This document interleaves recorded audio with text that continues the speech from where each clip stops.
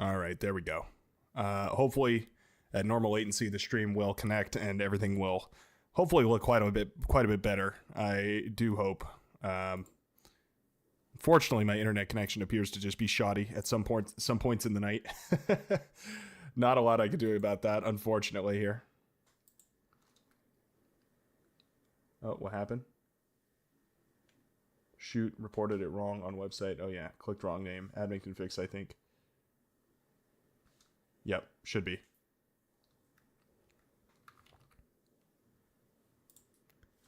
We'll have to see. Hold on. I have to check this. This is my job. I have to I have to make sure things are working properly. I have to go to the admin chat. Goopy misreported. He won first match. I will report back with final score for update.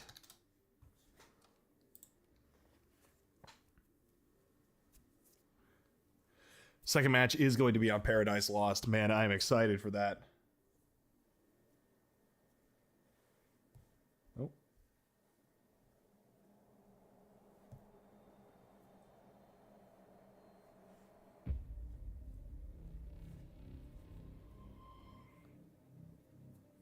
Trying to coordinate the stream, trying to coordinate players, trying to coordinate everything. Oh my gosh. It's a lot all at once.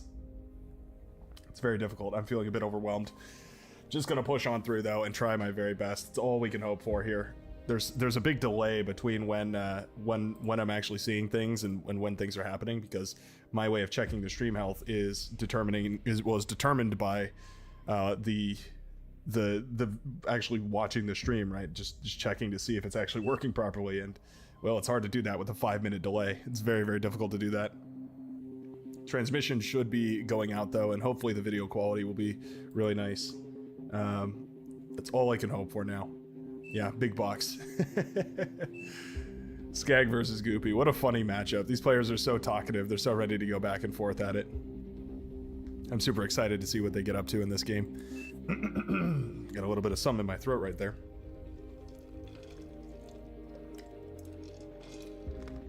Clear it out with that Piv Extra. Yeehaw. Alright, what are we going to go for here? I haven't seen anybody go for hovercraft on this map, but it would be pretty cool, I think. I'd like to see it at the very least. You never know until you try. You never know until you try. I'm really hoping that the hovercraft do make an appearance here. The hovercraft are very powerful because they can obviously deal with those torpedo launchers, which oftentimes shut down entire navies, especially Armada navies. Are either of these players going for Armada? Goopy is going for Cortex. Skag is going Armada. All right, interesting. So we are going to have an Armada versus Cortex. That should be cool to see in and of itself. But Skag, well, as Armada, probably going to be going for a lot of those dolphins here. Stepping out of the water to build some power. I don't hate it, actually. Yeah, with tidal generators being 15 tidal power, that is not very efficient at all. You know, they're having their little chat. I'm not going to stop them. Who's really going to say anything? Time to help these guys out. If they got a chat to have a fun game, who am I to shut them down?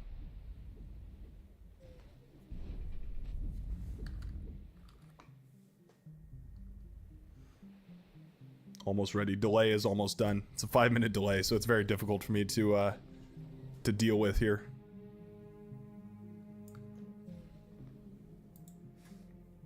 I'm not used to that. I'm used to live interaction. On my end, it looked like the tournament, or it looked like the stream was just like completely bricked. It looked like it was just sitting completely still. I'm not sure if that was the experience that you guys had here. Skag going into an air lab. Interesting. Going for that air start. Very, very cheeky here. Obviously, air not going to be particularly vulnerable to plane or to boats rather. I guess it's you know, it's one way to do it for sure.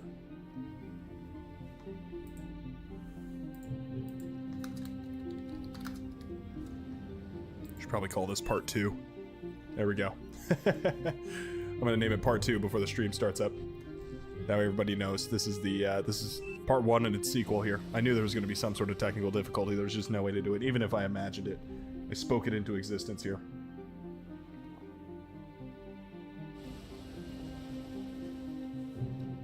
OP wind. Skag says, yep.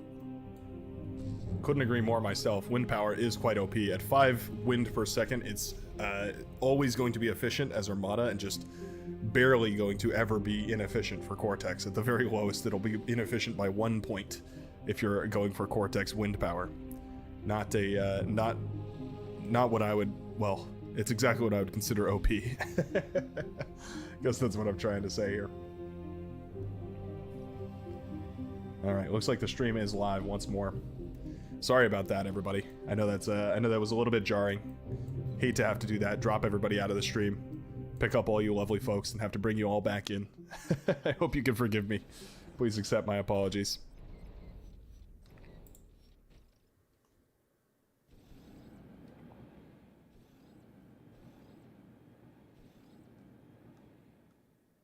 Does chat not work with normal latency?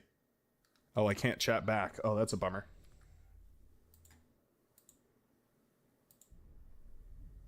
Oh, there we go. Oh, no. It was just glitched. Okay. I was going to say, why on earth wouldn't I be able to chat back? Sorry about the techie difficulties. Thanks for bearing with me all. Anyway, let's get into this match. Going for gunships right now. That is cheeky.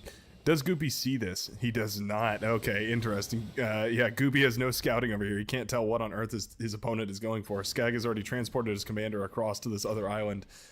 He's going to be going for a whole bunch of gunships right now. How many does he have out right now? One gunship. 2 gunships. So clearly the play he's gone for here is the gunship snipe. You need quite a few of them in order to snipe down a commander, especially in a game like this. If the commander is going to be out underwater, you're going to have an even harder time, of course. Gunship's not able to fire underwater. What I might like to see is a seaplane transition rather than a gunship transition here. Seaplanes, of course, have those torpedo launchers, which can, oh, thank you very much, everybody, which can fire into the water, right? They have those, they have sonar, so they're able to fire into the depths of the seas, which might very well be where you find the enemy commander. Goopy, instead, though, building on this island, at least for now, more interested in capturing the middle of the map, doing a more traditional expansion here, going for the naval play. I guess Skag has just had enough naval and is not interested in that whatsoever. Radar will detect Skag flying around with his gunships here. Anti-air was built. Yeah, he senses it. He could smell the anti-air. Missile ships are the anti-air of choice here for Cortex. Capable of firing that little anti-air missile. Chunking down any of these units. 3. What is that? Yeah, 4 hits. 4 hits from anti-air. 4 hits from light anti-air in order to take down one of these T1 light gunships. It's so abysmal. Yeah, it really is. Those gunships are not worth much. Oh, Skag. Oh, you're gonna give me a heart attack with that. Skag trying to fly his commander, and the AA gunships do manage to scratch up his transport here. Do a tremendous amount of damage. The commander will start to fly on in. The gunships are now flying across without a care in the world. They're going to discover no metal extractors on this island. No damage can be done yet. Skag going to start killing all these metal extractors. What I really like to see is him capture them. No reason not to, right? Fold them into your own ranks, and then suddenly you've got the metal of your opponent on your side. Goopy going for that hovercraft lab. I was talking about this earlier. It's kind of his only option right now to harass the land-based aerial facilities here of Skag. What a weird game. What a really, really odd one. Missile ships quick to dismantle essentially all of the units here for the player in red. All the gunships anyways. This is such an odd one. Goopy's commander is spotted. 3 bullets will land on him. That's 3% knocked off, but he's already starting to regenerate. T1 gunships suck. I'm gonna say it. I'm gonna go ahead and say it. T1 gunships suck. Who won first game? First point went to Goopy. Skag deciding to get a little creative in the second game, but Goopy did take a point off of him, and so it's gonna be Goopy going into this with the lead here. Oh, oh, yeah. That's a submarine. They do a lot of damage. He needs to either take fire from the missiles and not the submarine, or he needs to take fire from the from the submarine and not the missiles. But he was standing there taking fire from both effectively, and that's going to be GG right there. Final torpedo lands.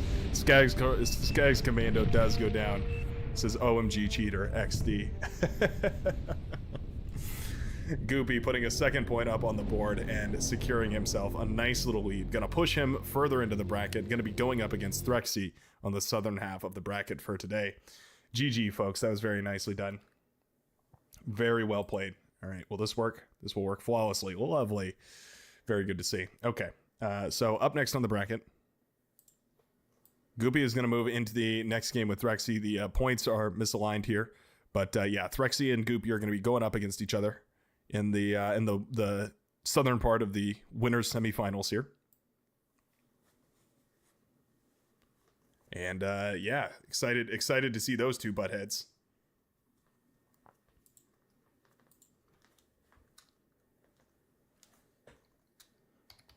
Goopy 1, 2, 0. All right, at Thraxy.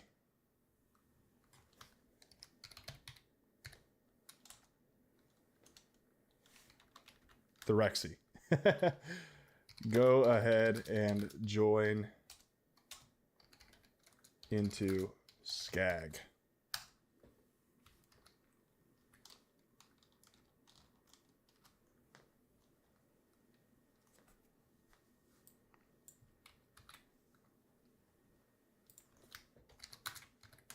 There's the password right there for him, and he's going to join on in. All right, Goopy. Thank you very much for playing. That was a excellent match right there. Excellent match. Your next opponent is Thyrexy. Ah, there he is. All right, wonderful. Rename Goopy versus Thyrexy. Perfect. Yep. Very, very nice. Yeah, they meet again. This is a rematch here. Boss mode disabled. All right, boys. Time for map bans. I think Goopy goes first. Goopy first. Yes.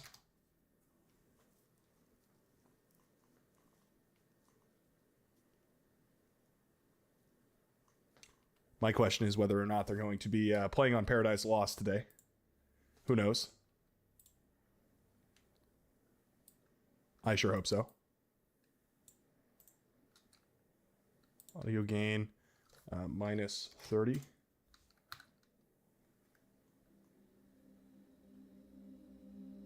Ah, there we go.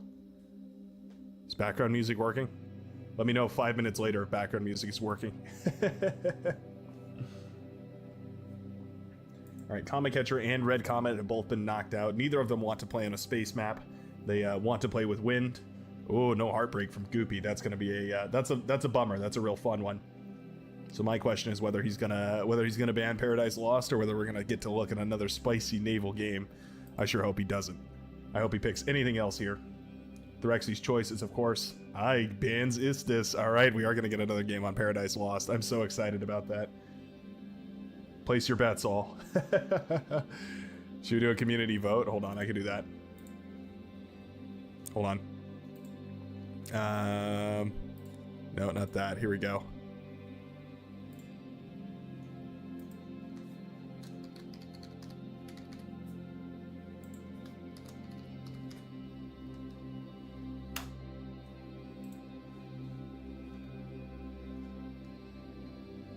That'll be pretty funny.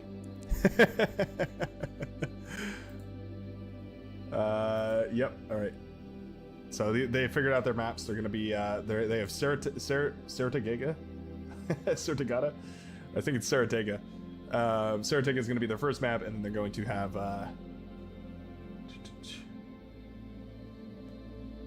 wait. Yeah. So they banned. Okay. Yeah. So they have Cold Place. So they're going to do Saratega, Cold Place, and then I guess that leaves them with... oh, what's the final one? Oh, of course, it's the one that the map is right now, Paradise Lost. All right, lovely.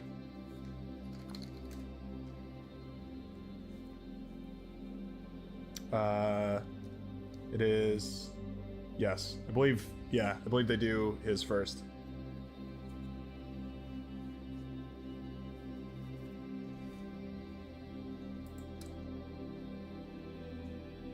Goopy Band, then Threxy, Goopy, Threxy, Goopy Picks, then yeah, sorry. Goopsters first. GG, you guys don't even need me.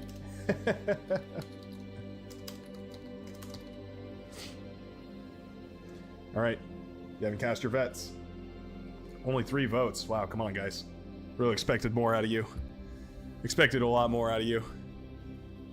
It is unanimous, though. All 3 votes.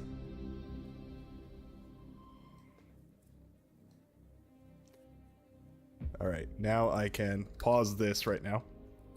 And then that background music will cut out here. And we can get into the bar music. Mwah. Perfect. Let me know how that works out. I hope that looked somewhat nice. I hope that sounded somewhat nice. I hope the audio levels were decent on it too. I tried to just match the audio levels of the bar game, so who knows whether it worked or not. I sure don't, not at least for 5 minutes, so we'll see. We'll see. Saratega. I'm starting to really grow fond of this map. If I have to watch one more player die because they don't produce enough energy, I'm definitely going to pull my hair out. I really think, I mean, like, one row of solar panels, advanced solar panels in the back right here. Just a single column of advanced solar panels would really future-proof your entire build here. I showcased that build a little while back. I think the video was called, like, this is my new favorite build. Go check out the tutorials playlist if you're interested in that. I think it's classified under there. That was that build incorporates 6 advanced solar panels just incorporated in, and if you don't tech transition, it sets you up perfectly to just do mass fabrication of whatever units you decide to go into, because you're gonna have plenty of energy. You're gonna have about 600 energy coming in every second. Well, more like 520 or something. Anyways, yeah, you're gonna have a ton of energy coming in every second, which means that you're gonna have plenty to pump into units, and you're actually gonna be able to fabricate quite a lot. You can also put down energy converters, of course, to make it even faster to generate metal. It's a really nice build.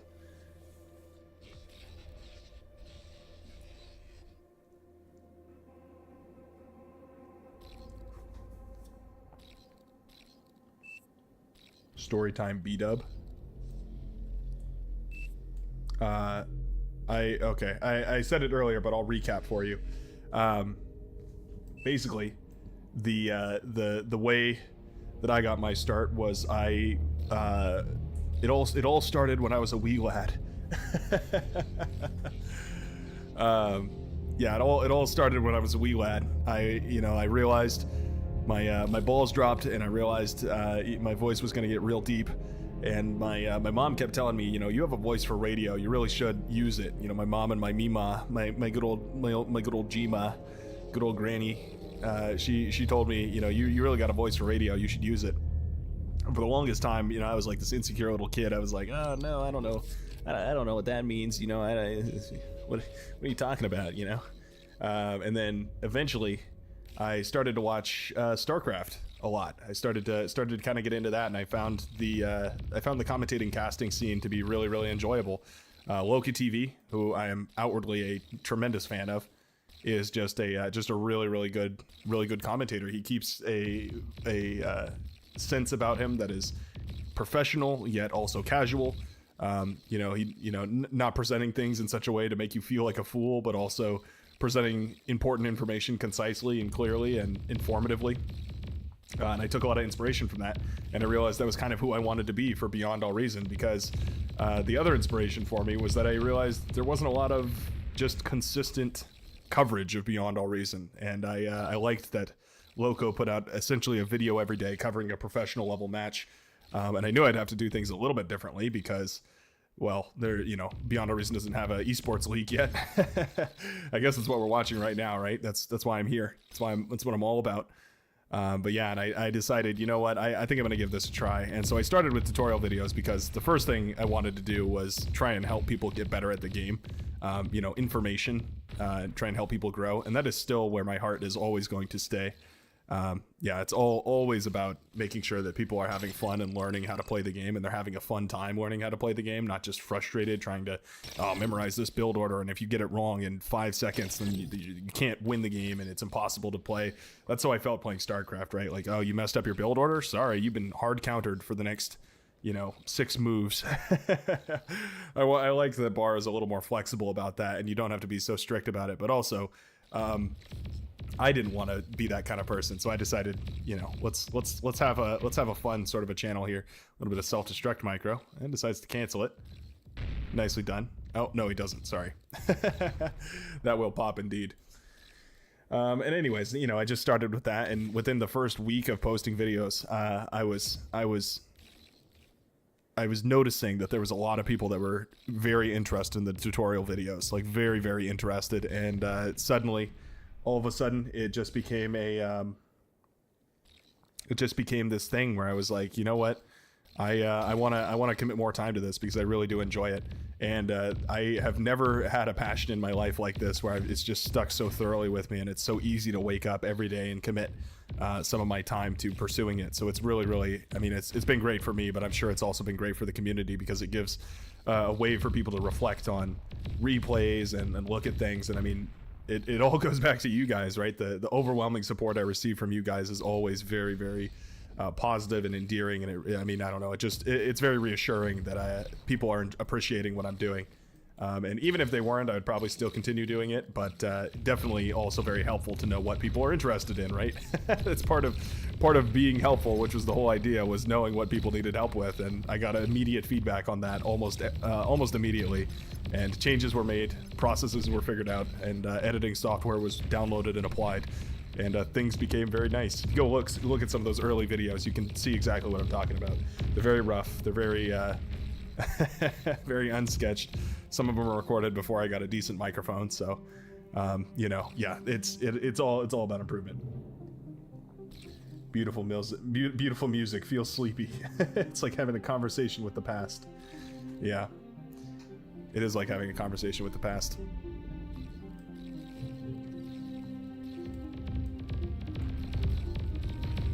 I have to plot out my things. I'm trying to remember exactly what you'd be responding to at this point. That's why live streaming with the delay is so difficult. What was I talking about at that point? I guess the music, and then the whatever we were discussing at that point. I don't know. Anyways. Why don't we talk about this game? Both players going into Cortex. A lot of aggression back and forth, but not either player gaining a tremendous advantage, I would say. Although Goopy did manage to eat up a lot of the metal in the background. What am I saying? Actually, there's a massive advantage here for Goopy. Threxy on the back foot, absolutely. A lot of metal extractors have gone down. These two on the high ground were definitely keeping things together here. That being said, Threxy just can't spend his metal right now. He needs more build power. I would love to see one of those coming up, but again, he's being trapped into not having enough energy. You need so much more energy. It's deceptive because when you're playing those 8 versus 8s, a lot of times your teammates are leaking energy into your battery, and you don't really understand, or you don't really notice that, but it's very true. In 1 versus 1s, there's nobody but you to produce energy, so you really have to get familiar with way overproducing energy, like crazy amounts of energy. That's why when you see the pros play, they'll just start dragging wind turbines all over the place like this. Like you'll see them drag these wind turbines like all over in these sporadic patterns, but they need them. You need that many wind turbines, and you need them all over the place. Otherwise, you're not going to have enough wind. You're not going to have enough energy in order to build all the units that you need to, because you need ground units, you need vehicles, you need bots, you need air units. I mean, maybe you need hovercraft or something like that, but a lot of those units are very energy dense. Big engagement right here in the middle of the map is a couple of grunts from Goopy. I think the caffeine just hit my system. I'm suddenly super focused. Tons of grunts right in the middle of the map, starting to apply pressure here, but a huge run by on the southern side as metal extractors will be sniped, and Sizers are starting to be pumped out by Thyrexi, who did go for a vehicle bay, Cortex vehicle bay. So expect incisors, expect brutes, expect all that sort of stuff. Essentially an even trade right here in the middle of the map, except that Goopy is continually reinforcing this with bots, whereas Thyrexi has abandoned reinforcing his bot army and is instead transitioning all the way into vehicles. He is keeping the bot lab around, and I'm assuming that's entirely for res bots here. He does have a couple out and available.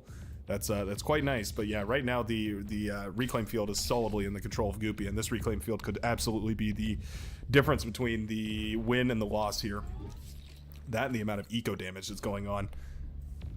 Yeah, Goopy just continually free to expand here. Not enough aggression from the Rexy.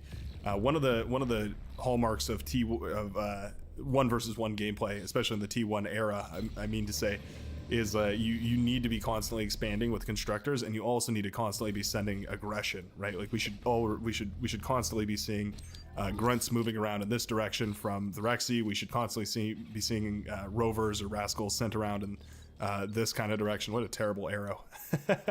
That's the direction I was trying to point in. Anyways, and instead, I mean, relatively even between both players, but it's certainly something I would love to see a little bit more here. Goopy kind of consolidating his forces, and I think he recognizes that with no run-bys harassing him everywhere, he can kind of get away with grouping all his units together. But I'm sure Goopy is well aware of the fact that if he sends some run-bys around, he's going to poke and prod at the enemy's resources. I mean, we've seen it already. This metal extractor going down, these metal extractors back here never really fully being secured. These exploiters are quite nice, but again, they need a lot of energy to power too.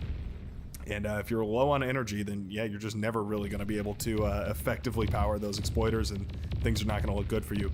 Trickling out these incisors one by one means he's never going to get a perfectly efficient trade as these grunts start to flash down those light tanks with their light lasers. Everybody doing their job. Goopy now with a vehicle bay of his own, and he's going to start pumping out incisors as well. Incisors got a little bit of a buff. They're a little bit tankier, and they're a little bit stronger in the DPS field now. Just trying to bring them up to spec with the Blitz. The Blitz is still much more powerful, but it's designed to be, right? It's designed to lock on and do a ton of damage really, really quickly, whereas the Incisor, you have to be a little more strategic with kiting with it. Incisors were tuned also so that they could sort of fire through each other a little bit better. It used to be that they wouldn't be able to fire their lasers up and over each other, but now they are designed in such a way that they actually can fire from the end of their nozzle, which is going to give them a much better odds at penetrating here. This presence is already overwhelming. Goopy is right on the front door of the Rexy, and there's not much he can do to remedy this. He's already out of build power. The commander has to move forward. This is a GG scenario right now. The commander's going to try and degun down. There is a lot of energy in the storage, so at the very least, that's nice.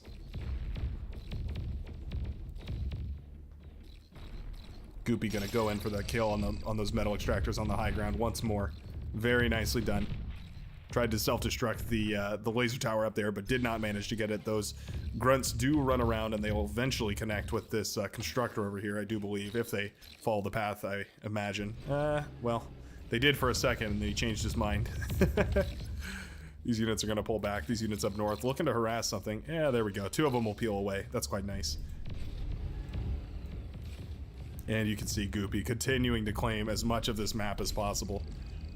78 metal per second. That's quite impressive. It depends on reclaim, of course, here, so he's dropping back down to 54, but just 54. I mean, in a 1v1, that's absolutely crazy.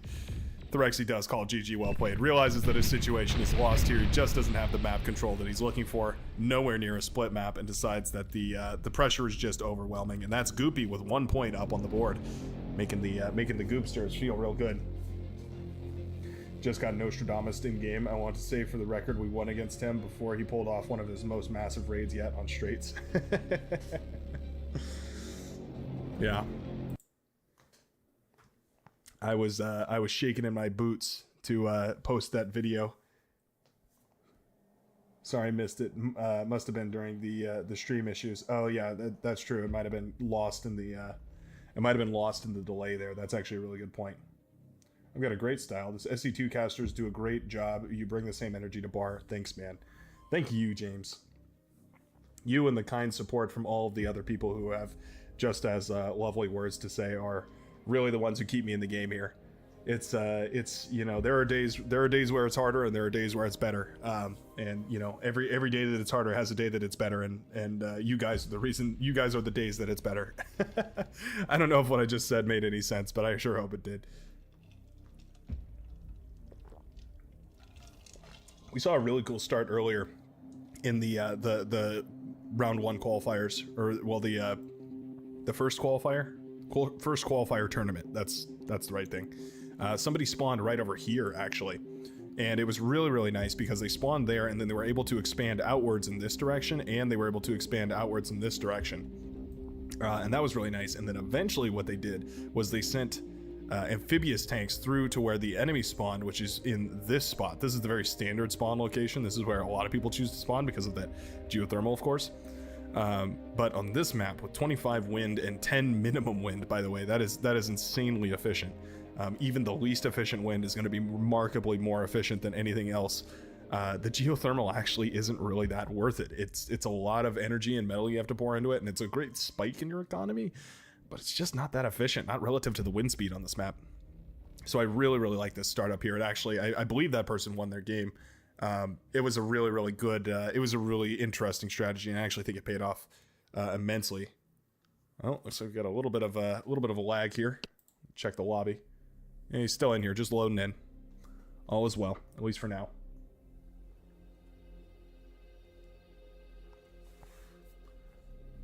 I record a message and I send it into the past, and I hope the people there can see me. I'm realizing now that that's exactly what's happening here. The other funny part about it is that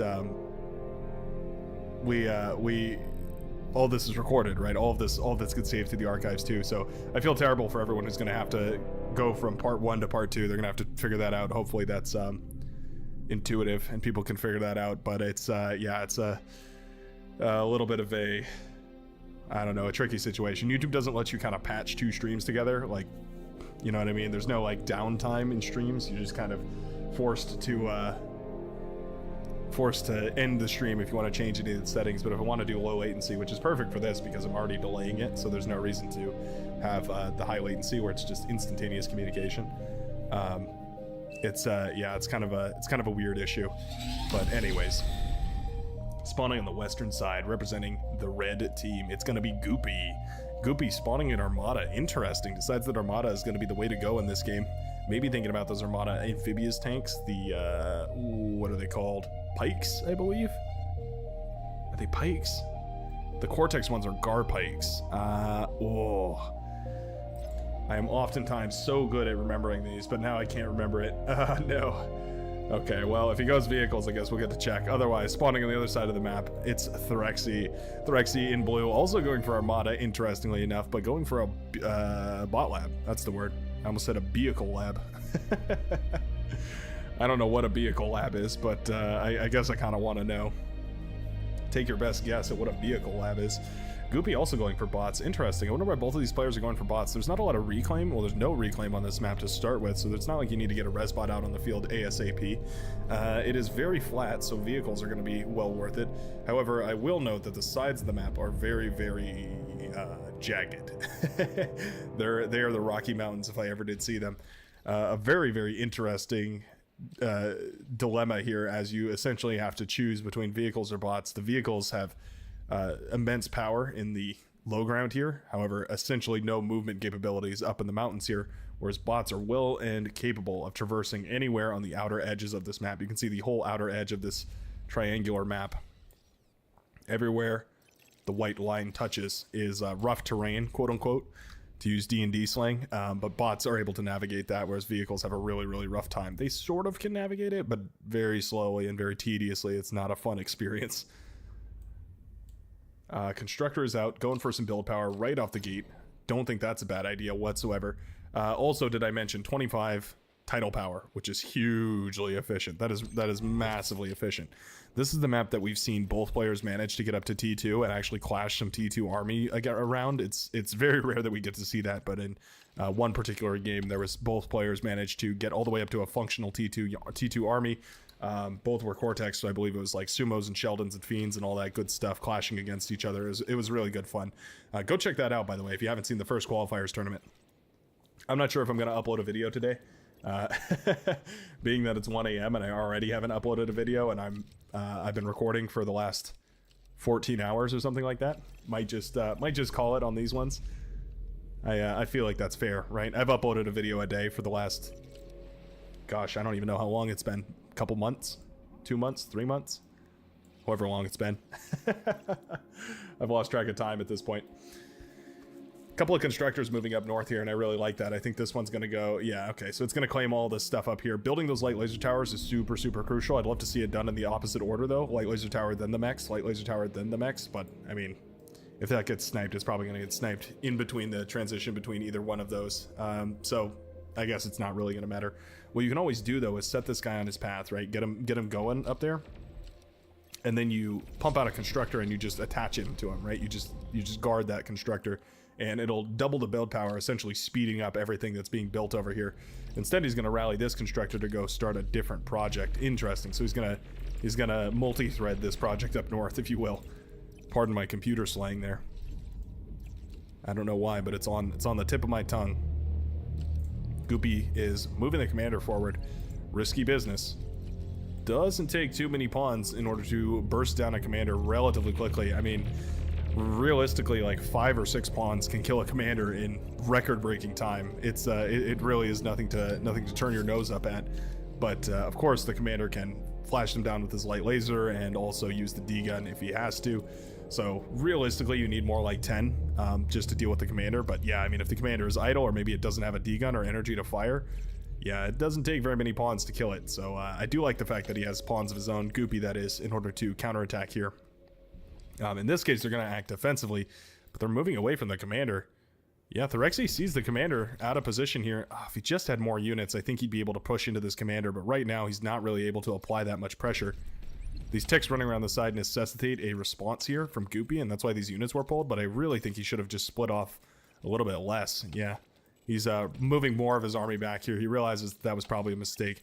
He's going to be forced to try and deal with this. You don't have very good vision in the mountains here. These ticks can obviously disappear into the hills, and they're very difficult to track. Yeah, light laser towers are going to be the name of the game here. Wouldn't even mind beamers. Beamers, the T2 Armada medium laser tower. Highest DPS ground-based laser tower, at least for Armada. I'm not sure about the Twin Guard for Cortex. I wonder how that stacks up.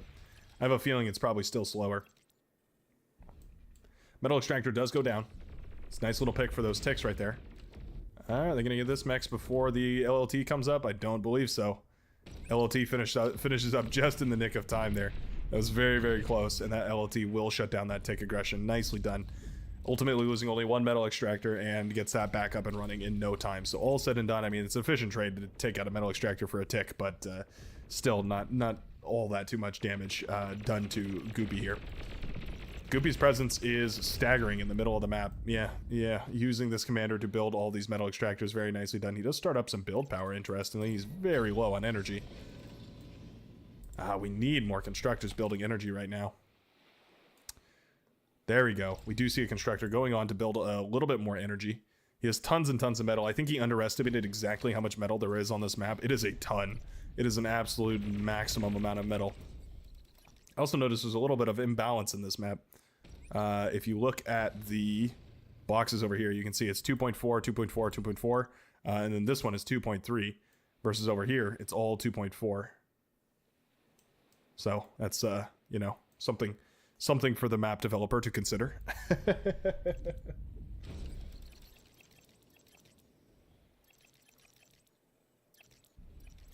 It's like transmitting to Mars, 10-minute round trip. That is hilarious. I believe it's a 12-minute round trip, actually, but I take your point almost exactly. Here's a little fun tidbit for you. I actually ran some of JPL satellites for a time. Their deep space satellite network, the DSL. I worked on a project with them. Yeah, I actually controlled satellites, and we monitored black holes and measured radiation signatures. It was a really, really cool project. Part of that was really fun because we would sweep this. We had this radar. It was literally looked like a radar scope, and we would sweep across. We would put the scope on where we thought the black hole was. Say the black hole was here, and then we would sweep the radar back and forth across the black hole. And when it got to the middle in the center, you would get no energy readings. So you would sweep across like this, and then you would get to like this point right here, and then it would start to peak, and then it would just plummet to 0. And then you would get across over here, and then it would start to slowly rise again, and then it would peak, and then it would go back to normal. It was really, really interesting. It's the radiation signature of a black hole, which is just otherworldly to look at. That was through a radio telescope. Super, super fun project.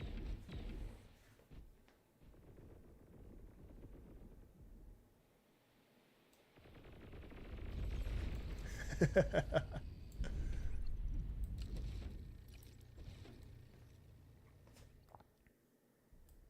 little bit of aggression went by up north, taking out some metal extractors, but not managing to damage the eco too badly.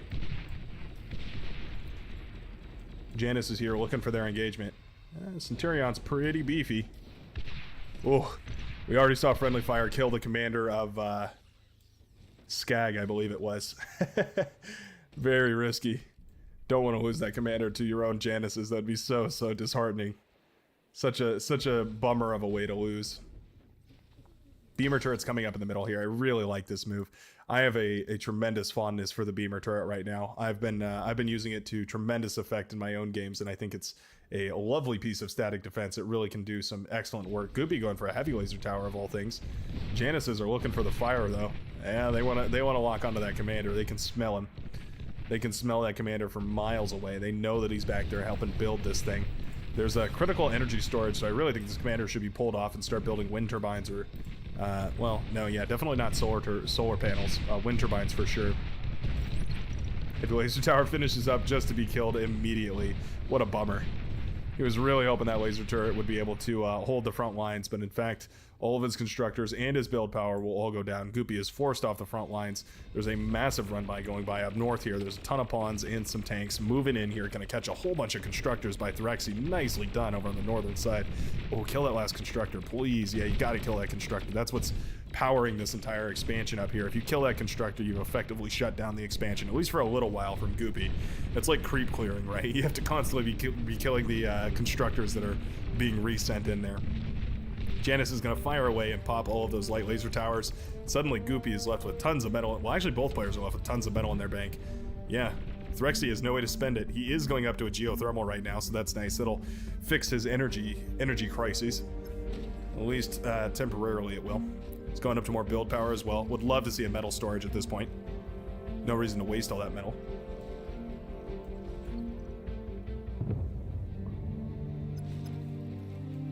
Units still lurking around up here, though.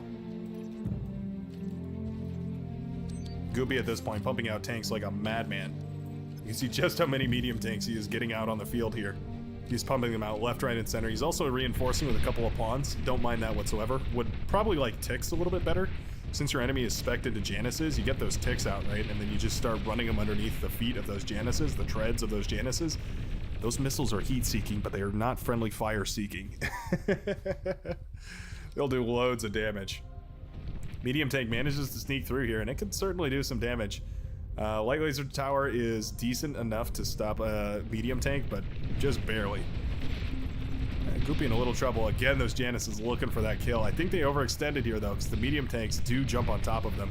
Their impulse is so powerful, though, and they do manage to land another volley of shots. Are we going to see this one get away? We are not. Those medium tanks will clean up the Januses. That's got to have Goopy at a utmost bout of confidence right now, because those Januses were terrifying on the front lines. Meanwhile, eventually enough build power was created for Thyrexi to manage to get himself back into this game here. Tons of units being pumped out all over the place. We don't see a T2 transition. I really thought we might with how much metal he had banked up there, but decided it's better to just get more forces on the field. He recognized that there was more and more tanks being pumped out here by Goopy. Goopy is going to be rezzing off of this field, by the way. 3.5 thousand metal. That's where all the metal from both of these players went. It's sort of like poker, right? They pooled all their chips. They both doubled down. And now all the metal is laying out there on the field, and it's going to be up to either one of these commanders to secure that metal field in order to turn the tide of this game. Right now it's going all back to Goopy. There's no reclaim here yet for Thoraxi. He's trying his very best. He's trying to build some forward build power here with the addition of some constructor towers. It's an interesting idea, and they will passively repair any units you park nearby, which is quite nice. That is maybe more of a benefit than even the reclaim is. But certainly eating up that metal is going to be quite beneficial here. That early bot lab, though, showing just how powerful those reclaim bots can be. He's already eaten up about, call it 400, 500 metal in just tank bodies alone. 135 per. If you think about it in terms of like the Lazarus costs 110 metal, right? Oh, Commander exposed. Commander exposed. There's tons and tons of pawns running past. Commander is super exposed right now. Oh, if these pawns split, they could get the surround on the Commander. They recognize it. Yep, they see it. Oh, they're going to start whittling down the Commander. He's running for the water. He knows to go hide. I think Goopy will escape with his life, but that was so close. Those pawns almost got the jump on him, and that could have been really, really bad. Goopy losing more than half of his health on the on the Commander right there. Diving into the water, says, I'm out of here. I'm not dealing with your pawn BS any longer. Decides that the water is his safe space. Amphibious tanks, man. What are they called? Pincers. I was not right. I called them pikes. Pincers going to be the amphibious unit for Armada. Not a bad unit whatsoever. Very, very powerful. The pincer is a I believe it's better than, I don't know if this is like empirically true. I don't know if the numbers support this, but I feel like it's better than the Garpike, which is the Cortex equivalent. However, the Cortex, of course, has access to alligators and poison arrows, which are both amphibious tanks that come out of the T2 lab, which are way, way better than either of the other two tanks. They're actually really, really powerful. The alligator specifically is massively underutilized, in my opinion. Super, super strong tank. It can sustain even a shot from a sniper. It's capable of tanking a hit from a sharpshooter, which in and of itself is an achievement, because that unit packs a wallop. But also it dishes out a tremendous amount of damage. Its DPS is rather high, even for, I mean, comparatively to a T2 unit, right? So that's saying something. Units are going to clash on the northern side here. Just a bunch of pawns moving forward, but they certainly can take down mexes, and they're more than happy to do so. Goopy just making sure he has units all over the map, right? He wants to have complete vision of the map and also complete control over it.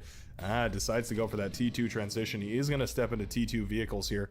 He's going to eat up the T1 bot lab. He is indeed going to eat up the T1 bot lab in order to fund all of this. I was going to say he's not quite there yet, and it's going to be a little risky to have this building in the back line. Although that being said, he did reclaim a lot of that metal. He isn't anymore. Most of the metal now is left on Thoraxi's side. It's a decent amount. It's about 1,500, 1,800-ish metal left on Thoraxi's side.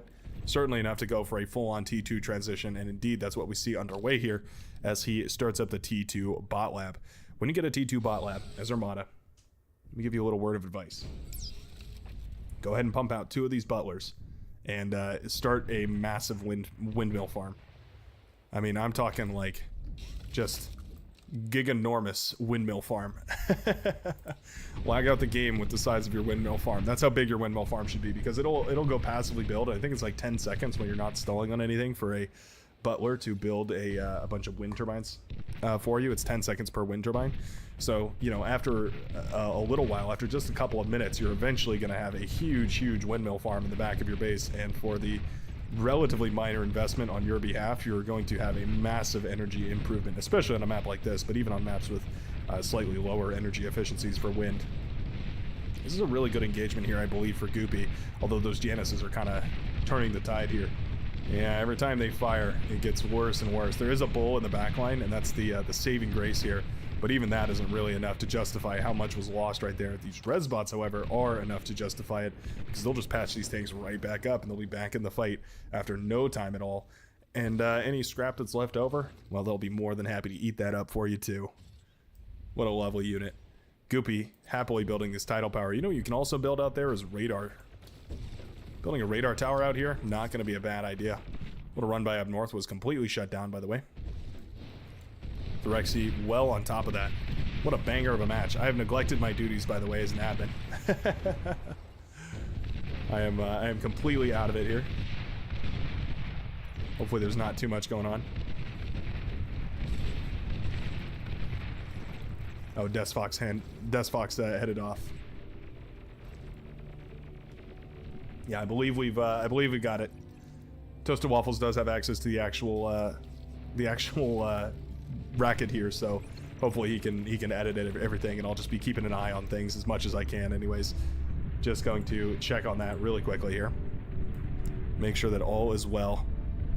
If X Factor and Nuke Official are playing their game, then all should be well for them. Hopefully everyone else can organize themselves at least semi-efficiently, and we can keep focused on the action here. Bulls rolling around, up and downtown. Downtown, you don't want no bull, boy. Crushing those corpses underneath their treads.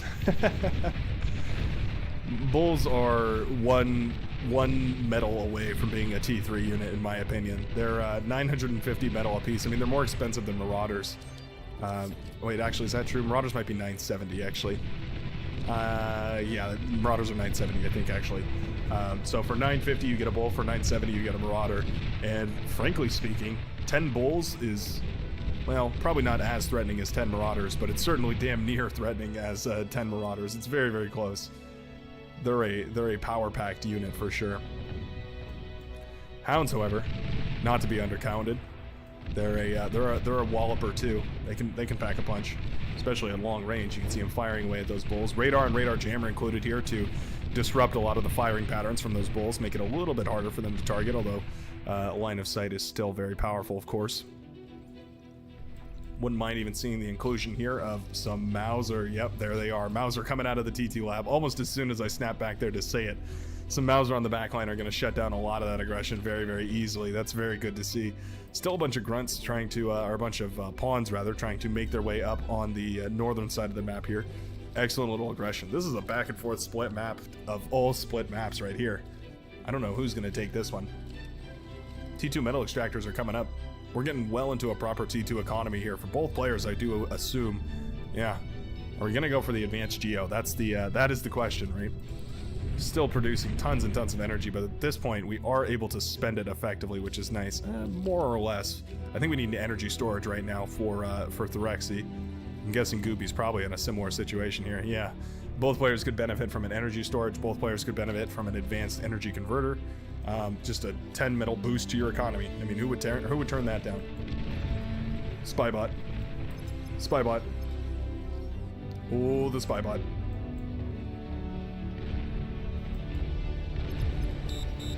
Yep. Huge EMP detonation right there on all those bulls. Going to allow the Hounds to get a massive engagement.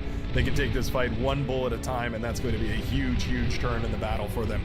Welders moving forward, they have enough health to sustain the attack here from the T2, at least for a little while. Those Maus are hurt pretty bad, but with those tanks out of commission for another 5 seconds, more and more of those bulls are going to go down. That's exactly the engagement that we're looking for here. Hound's going to burst those down as quick as they can. Welders jumping on top of it as well. Maus are trying to rain down death from long range, but they're forced to retreat off this line here, and of course Maus don't fire whenever they're angled away from the enemy here, trying to catty corner away in such a way that they can fire while also retreating, but it's a difficult maneuver to pull off. That was a huge, huge play with that Spybot. Very, very nicely done by Thyrexi. Absolutely OP. Very, very good to see. Now a massive force is counterattacking on the northern side here. We do see a bunch of pawns getting ready to push through on that side. Tons of metal laid to waste in this area as well. But down south here, this is where the battle is really being told. Those Mauser can shell away from so far though.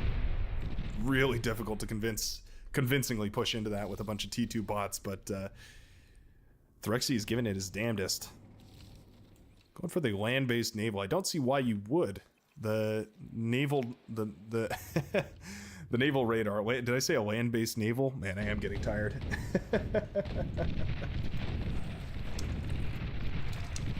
Land-based radar is what I was trying to say.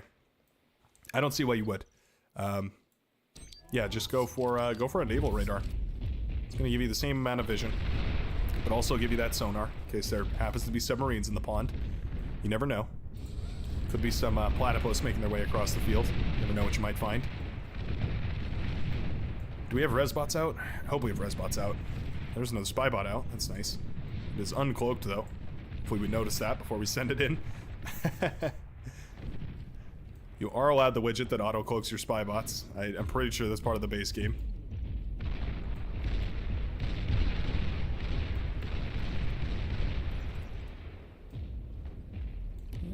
Yeah, Maus are very, very threatening.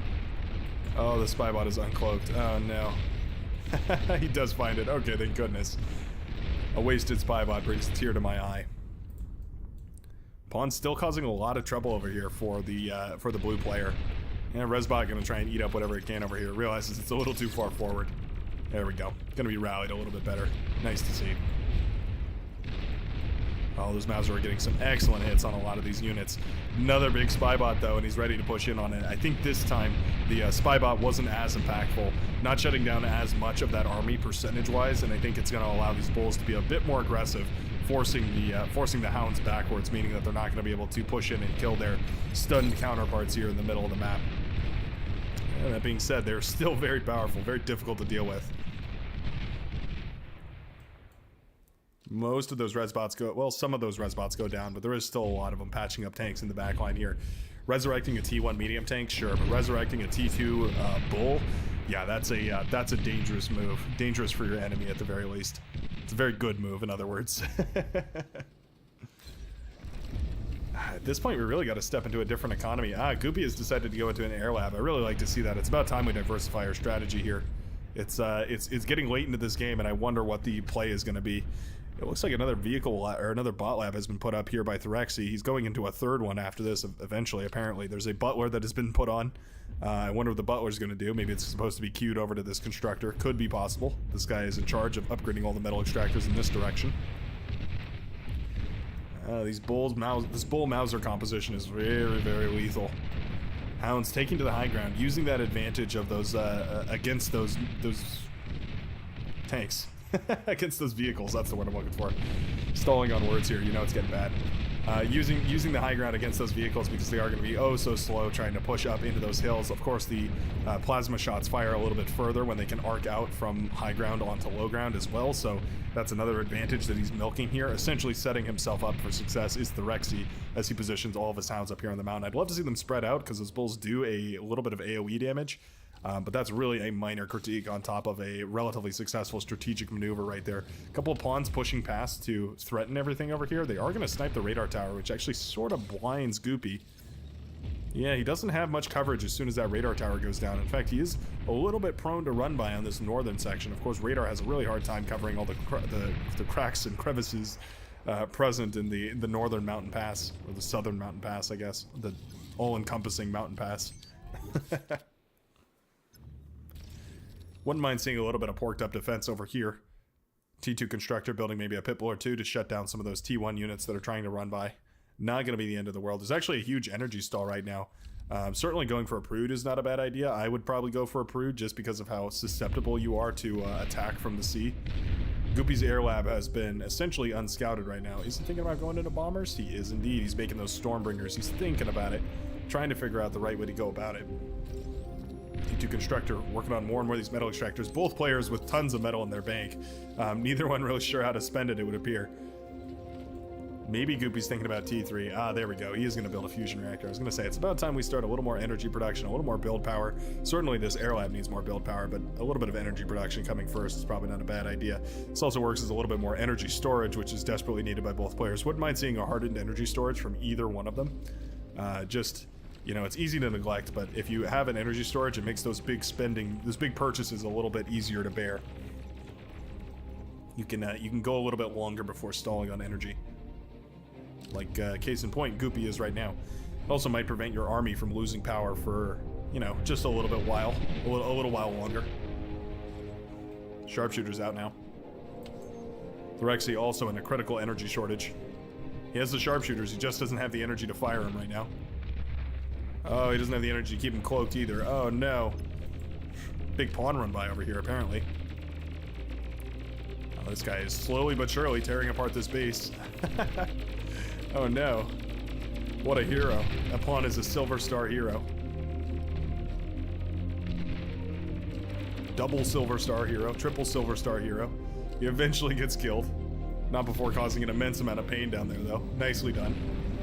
Oh, the hound snuck around. He didn't notice him. Yeah, he didn't have radar coverage. He didn't notice. The Hounds do manage to sneak around. They're going to jump on top of the Mauser here. That's exactly where we want the Hounds. Well within range of those Mausers. Very, very nicely done. Going to easily wipe away a lot of them.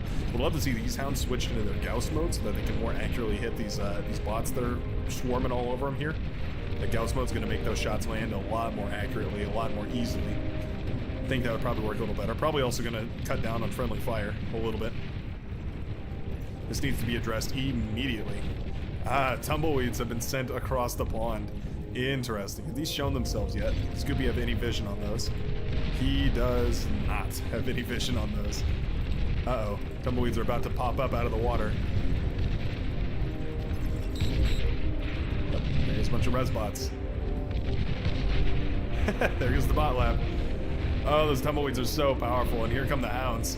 Sweeping in from the southern side as well, coming down from the mountaintops. Another tumbleweed popping whatever it can over here. Doesn't take down the T2 lab, but it does scratch it up quite badly. Or no, sorry, it does not scratch it up quite badly. I thought it looked a little scratched up, but I guess not. Counter aggression over here as it looks like Goopy pulls the trigger on those bombers that come in and swipe out a whole bunch of the eco over here. Commander will be sniped as a very, very close match comes to its conclusion here. Goopy manages to take down the commander with a bull push, almost losing his entire production base to 3 tumbleweeds popping up out of the water. A little bit better scouting, and I think he would have been able to get the effective kill on Goopy with those commanders. That being said, that is Goopy with 2 points, and that is going to mean he takes the victory here in the semi-finals. Nicely done. Today I learned Hounds can't fight bulls. You know, he did a damn good job trying to fight bulls with Hounds. They're not ideal for it, but they definitely did a damn good job at it. Bulls have a great visual design. Yeah, I absolutely agree about that. Absolutely agree about that. That's going to be Goopy moving on. I believe that's our second match of the evening anyways. Yes. Yeah. Goopy won, and then Goopy won. All right. Oh, hello there. Hello, Bright. Is the games between them over, or can I jump in? The game just wrapped up. Goopy just secured the victory 2-0. It's very lovely. All right, let me report that. It looks like so X Factor qualified against Nuke Official 2-0. So Goopy qualifies, but now we're playing for standings in the winners bracket. All right. How were the matches between Goopy and Threxy? They were excellent. The second match was really, really spectacular. It was played on the cold place, and they managed to get all the way up to T2. It was really, really something special. Big old hound push versus a bull push. It was really crazy. Oh, it was both arm versus arm? That's very nice. It was, yeah. Haven't seen lots of arm mirror matches.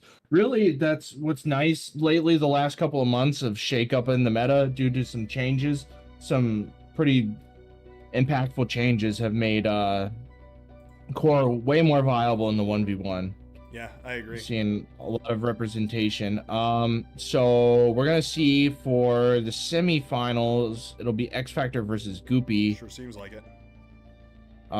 Skag and Snoopa is about to start. Professor Barr has just joined us, and I think he's going to commentate on that game. I'd love to get into the game with X Factor and Goopy with you. Sure. And I was just in X Factor's game. How'd that game go? Although I was really hoping that there would be less no-shows today. It seems that has not been the case. People's confusion with the starting of the yeah. Seems like there's not much we can do about that. Hopefully next weekend will be a better. I felt like this went pretty smoothly, actually. I feel like a lot of people managed to despite all the no-shows, I feel like a lot of people managed to do it pretty nicely. I hope my audio levels are working properly. Trying to balance everything right now. What was it? I had to explain to Kaki, like, as the tournament was going on, what the rules were, because they signed up, like, 20 minutes before the tournament started. Oh, jeez. And this is, yeah, I'm, like, trying to explain the ban process. Yikes. It's okay. Well, better than nothing, I guess. Apparently they have a lobby up and running. Let me see in the chat. X Factor Live apparently has it up. He put the password in the chat. Cool. Let me find that game. I think it's under X Factor versus Goopy. Yep, I see it's it. at the bottom. Let's Get It's on in convenient. All right. there. Goopy does have the higher OS, so He's gonna be the Goopy seed. Yes, he gets to choose. He has the advantage in the banning process. Goopy immediately bans a cold plays. That's funny. He just came from that Heartbreak. match, so that's funny. He must have decided that was too. I think most of the crazy. matches we've seen on Cold Place end up into T2 or people getting smashed as they transition to T2. Yeah. Coldplay Goopy seems says to be he the only does one not so wanna- far. Goopy does not want to play a heavy T2 game, it appears. Doesn't seem like it. He's really interested Oh, it in the looks early like game. we might get Paradise out of these two. Nice. That'll be fun. Please don't ban Paradise, X Factor. Please. I beg. I wonder what he's gonna go for. Oh, all right. Yes, we will get Paradise. Lovely. Let's go. That'll be fun. So we have Comet Catcher, we have Red Comet, and then we have Paradise. Wonder which one they're gonna choose to go for first. They could get the naval map out of the way, or they could save the best for last. I mean, if they take it third, I guess. I really hope they play it first. We play Red Comet first. Okay. I wonder if X Factor will pick Paradise to put Goopy out of his comfort zone, or if he'll pick Comet Catcher to play his comfort zone. X Factor types in my chat. My gender pronouns are attack helicopter / attack helicopterum. You can see on my Discord profile. Very funny, X Factor. Make Very sure to nice. please close the stream. Please. Come on, man. Can't out yourself as being on the stream while you're playing in the game. What are you doing here? I don't know. I think with a 5-minute stream delay, it'd be pretty impressive if he managed to cobble together whatever his opponent was going for, while also paying attention to a full-blown game. I just don't want to have my hand to be forced. Yeah, no, absolutely.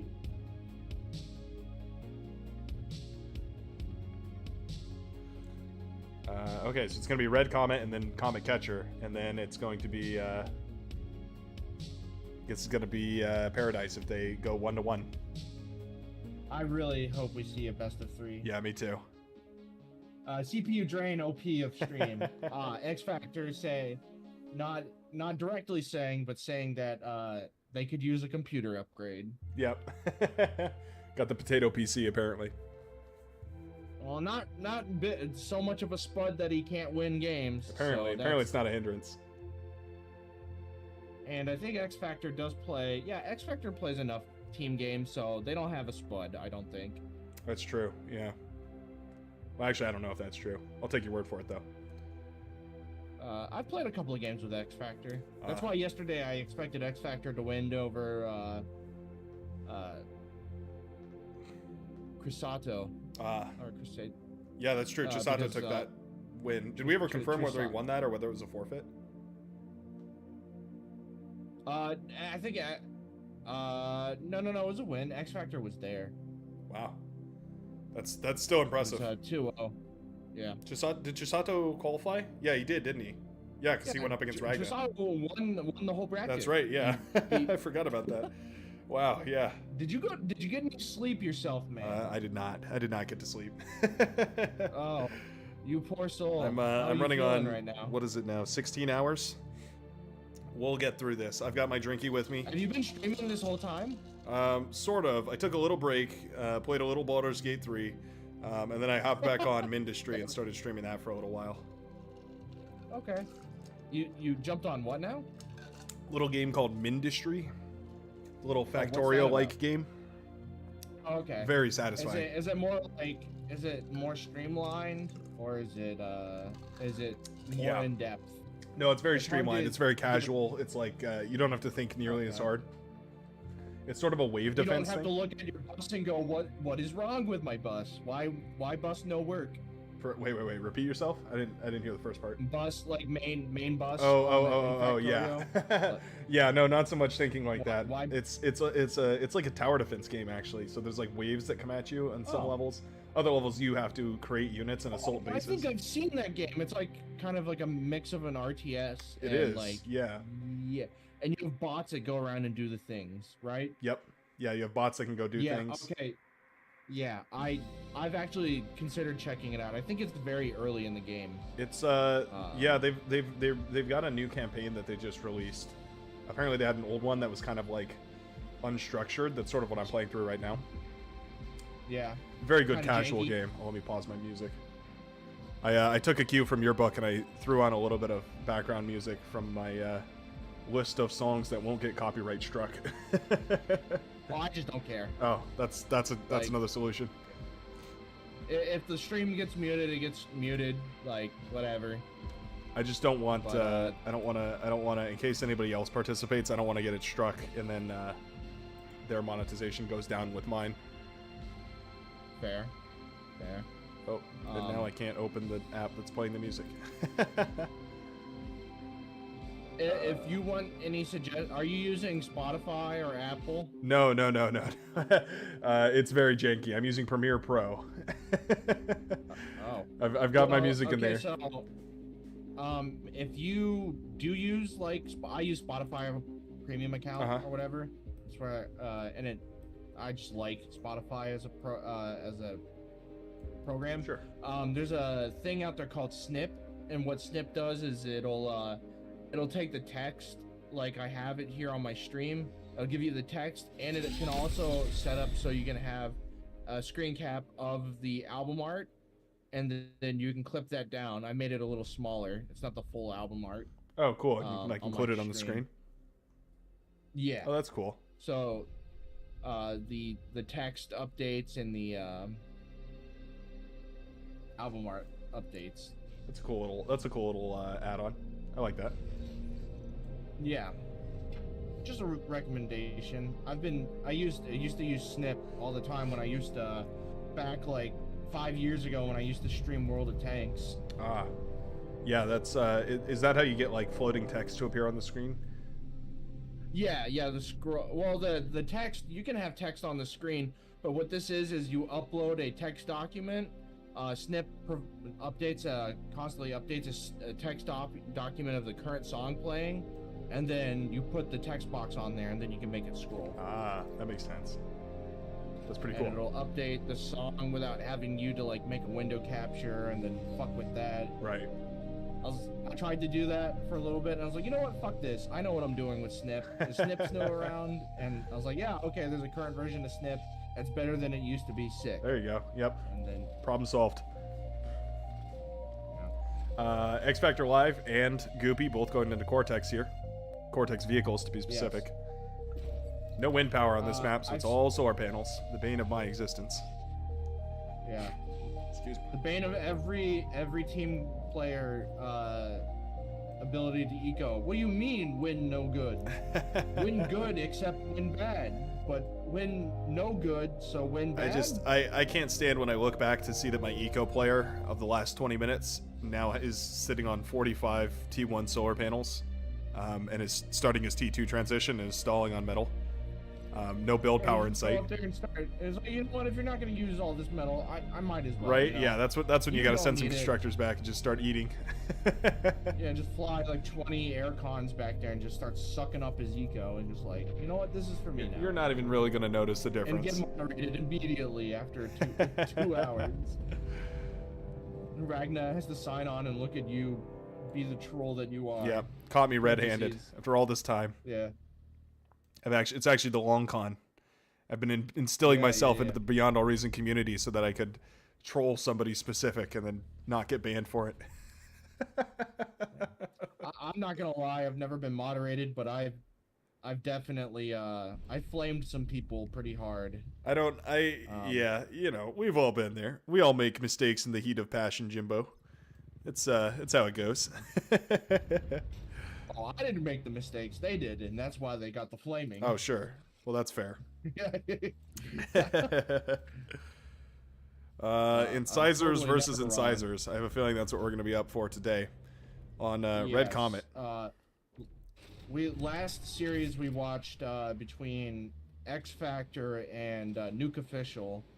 Nuke Official opened core bots on Comet Catcher, which, you know, maybe might transition into vehicles. Well, it didn't. Oh, interesting. The incisor grunt matchup is so painful. Really? Because Interesting. the grunt, the grunt and the incisor have the same range. The incisor has a bigger HP pool, has better DPS. Like, there's. So it And on didn't a make a flat difference map that he like could make Comet more Capture. grunts? He wasn't able to? No, did not. What a bummer. Uh, It's your only capitalization there is also- that you can make more stuff than your enemy. But yeah, if you can't manage to pull that off, you're going to be in a pretty tough spot. A very rough place, to say the least. Yes, it's painful. It was a painful watch, but you know, it just mark it down as learning experience Exactly. for Nuke Official. Yep, learning opportunities. It's the motto of my channel. Learning opportunities. Just like when I was in the Navy, it's like, oh yes, you don't have bad leadership. You just have an example of what leadership shouldn't be. There I'm you like, go. That's an awful way of putting that. That's a positive spin on that things. sucks. That's a nice way to look at it. Keep morale nice and high. Oh yeah. That is so typical of my experience in the Navy. Is like, yes, it's all perspective. I'm like, no, this actually just sucks. It's just, yeah. Like, there's no perspective to make this good. You just gotta have the perspective that bad is good. That's the only perspective that works. Yeah. Yes. Steal your wheel, men. Anyway, incisor combat up north here. More incisors has indeed beat less incisors here, as we see some decent micro. I'm not sure if it's intentional or not, but he's shielding the weaker incisor behind the full HP incisor and managing to get more than 3 kills with 3 incisors, which is a positive trade according to my math. Very quick math, but although they're finally going down, eventually. these rascals coming in for the flank bonus and vision. It's quite nice, actually. Although not micro properly means that they'll die quickly. His commander here without energy. Coming down with his commander. He doesn't have energy for a D gun, so he is a little bit susceptible here. Luckily for him, incisors are not interested. They've got places to be, things to do, and things to sneeze on. A reversal of the with the reversal of the comm update, comms now regen their own health. Was that not a thing for a little while? Months. Yeah, like for like 3 months ago, there's a big comm change. Like turrets, light laser towers. If you click on the light laser tower and hover over it, it does 150% damage against commanders. The damage was taken away, and commanders didn't regen health. It was a really interesting time. I remember that update. I didn't know that commanders didn't regen health though. That's interesting. I don't think they did, or it got nerfed because towers didn't do as much. Goopy might die here if it's not Goopy's careful. in a little bit of trouble. X-Factor going for the snipe. He's going in for the snipe. 15%, 12%. Oh, not enough. Barely manages to D-gun down all those. He's gonna lose his comm for that. Goopy really needs to retreat if X-Factor goes any deeper on that. This could be a decisive victory here. That's always so painful from X-Factor's point of view. Is like, surely he does not have another 1,000 energy for D-gun. He does. Managed to pull it out of somewhere. He's still got plenty of incisors though. It's not going to take too many hits to take him down. He's only got 10% HP. I think it was about 2% HP per flash from the laser tanks there. It's not going to take a lot, and he's still low on energy. X-Factor can see that he's low on energy. He knows that it's now or never. He's got a target. Not going to be able to do it. Oh, D-guns are only about 600 energy a shot. I thought they were 1,000. Oh no, they're 500 energy a shot. They're pretty cheap. I had a game on DSDR the other week where I was like, surely this player does not have energy for a D-gun. He had energy for like 20 and a half D-guns. Yeah, I mean, once your economy gets up and running, you should be able to D-gun fairly consistently. I think it was against Polygon. I asked, I'm like, dude, how did your commander not die? He's like, I don't know, was stalling on metal.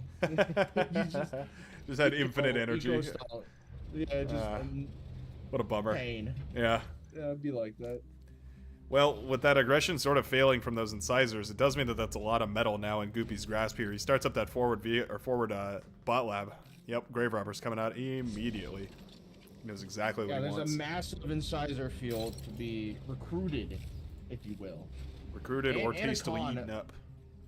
I think he's recruiting. Like, Does look like he's recruiting. Although he's stalling on energy, doesn't have the energy to support this. He may want to reclaim some of this. Yeah, turning some of it into metal and turning some of that metal into solar panels, not a bad idea. He does have builders working on solar panels. That's very nice to see. I feel like consistently throughout this tournament, both this one and the other one, I feel like I've been seeing people just so critically lacking on energy. I think you get used to playing an 8 versus 8 where you have teammates that are just constantly accessing energy all the time. And I think somebody has excess energy for you. Yeah, almost always. And in this, that just doesn't exist.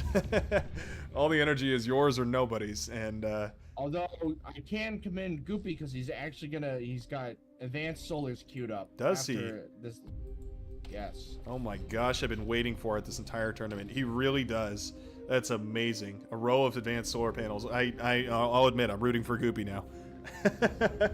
I'm rooting that those advanced solar panels come up and we get to see them. Favored and in a very good position. It's moved into thug production on the back of these incisors. That's an interesting decision. I would have expected. Decided to go into medium tanks, but not enough numbers to really punch through all this massive incisor ball. I would have expected brutes out of Goopy at this point. I wonder why he's choosing to go for thugs. Maybe just. Well. He is accessing energy right now. That's true. Brutes 235 metal versus the thugs 140, so a bit cheaper, I suppose. Thugs do also outrange medium tanks, but do they? In the nature, yes. Interesting. They outrange the thug is a range of 380, and medium tanks are a range of 350. It's not much. It's honest work, though. You know. Yeah, I guess if you're able to outrange those tanks, you're probably going to take a pretty decent trade, no matter how you slice it, really. Once tanks get into large enough numbers, they will outtrade thugs no matter what. Because once you're at full movement speed moving towards thugs, they get maybe one shot in a half a second before you start shooting, and to really trade effectively against tanks, you need to clump them so much that the splash damage is more effective against the thugs. That makes sense. Yeah, I think that's what we're seeing right now. The brutes are just trading way more efficiently against this army here that Goopy has up on the front line. Yes. 2,500 metal in that reclaim field, by the way. Generally have a larger HP pool. Vehicles, you said? X Factor just, yes. The medium tanks are more expensive metal-wise, and they come out with almost 2k HP, and then the thug comes out with... That is a nice buffer. Only 1,000 HP, double the HP. That's a nice meat shield in front of all your sensitive units in the back. Those pounders, those Janices, all those tough ones. The thugs are, the pounders coming out, seeing that the thug transition is full into effect. The impulse and the splash damage, extremely good against any sort of bots. Yep, knock them way up into the air. We've all seen thugs fly. A little bit of friendly fire there. Cortex, infamous for their nonchalant approach towards friendly fire. I see an enemy, I pull the trigger. Who cares if, 20 of my own units are standing right next to him. This reclaim field is going to Goopy, though. That's true. Yeah, large parts of it. And that's basically all of it. With those pounders going down, that's pretty stable, solid control over it. I mean, yeah, the medium tanks are going to assert control here. Riot tanks, the Riot tanks can stun those tanks, but they don't actually kill them super fast. Like, it's taking them a while to kill these medium tanks. I think eventually they're going to do it, but yeah, it definitely takes them a hot minute. This expansion from X Factor is going to get jumped on by Goopy since this reclaim field is getting secured by Pounder spam. He needs to get his cons up there. He's moving the cons up now. Goopy with almost 3,000 metal over his opponent. I'm just looking at the statistics right now. I think from that reclaim, he's managed to pull out, yeah, I mean, approaching 4,000 extra metal over his opponent right now. Huh. Very, very impressive. I did not know that. So, X Factor accidentally built 2 exploiters on the same mech. But at the same time, you're like, okay, maybe they'll both still shoot. No. If the exploiter is not active, like, as a mech, it won't shoot. You can't just build them as turrets. Oh. Did not know that. Also, what's going on up north here? This exploiter is a pacifist. Yes, because it's not actively mining. See, since, Oh, yeah, you're right. that might be a bug. That may be a bug. Yeah, that's interesting. I wonder what's up with that. Huh. And it's costing a metal even though it's not mining. That's... That feels Curious. inappropriate. That feels like it's not acting the way that it probably should. Yeah, that... Yes. Could be a bug report. Yes, the T1 or the T2 advanced solar panels, or I guess they're T1, but the advanced solar panels are coming up. Oh, the energy economy right now for Goopy is monumental. Huge, huge energy right now from all of those advanced solar panels. Goopy. I could big not on be happier. Stonks. Pulling, yeah, absolutely. 300 energy per second for 1,850. Goopy metal. is up 4 times the metal income of X Factor. Yep. X Factor is going for a Hail Mary bomber play. He needs to get across the map and do damage right this second before the thistles come up. But Goopy, having the vision of his base, is going to see these bombers coming in. Yep. Yeah, those bombers Really are just gonna. responded. I mean, they can bomb whatever they like, up. but there's just too much metal on the field for Goopy at this point. Even an inefficient trade for Goopy is still going to be. No scout plane runs straight into the only thistle in the base. that is the tragic story of virtually Second every thistle bomber. going up in the base. And one by one, they're whittling down those bombers. You know, those whirlwinds can really take a hit, though. Yeah, they're a little more tankier than Stormbringers. the arm bombers. Yeah. Stormbringers are so abysmal by comparison. Yeah. They're But they're cheaper. They're cheaper. That's arms They drop one plus. extra bomb. They're better for carpet bombing, but they're way better. They're way worse for like concentrated bombing, which I feel like is a little more important. Yeah, they're able to weather the storm. Looks like X Factor's commander will go down here. Unsurprising, as Goopy has had map control for a good long while, and eventually that economy lead just led him to a clean and decisive victory here. You know, these graphs are actually not as separated as I really would have expected. Only in the later parts of the game. X Factor was almost down 10,000 metal. Almost 10,000 metal. Down 7,000 metal and some change. That is impressive. That is really impressive. If you look at the units produced tab as well, that tells a curious story. Down 111,000 energy as well.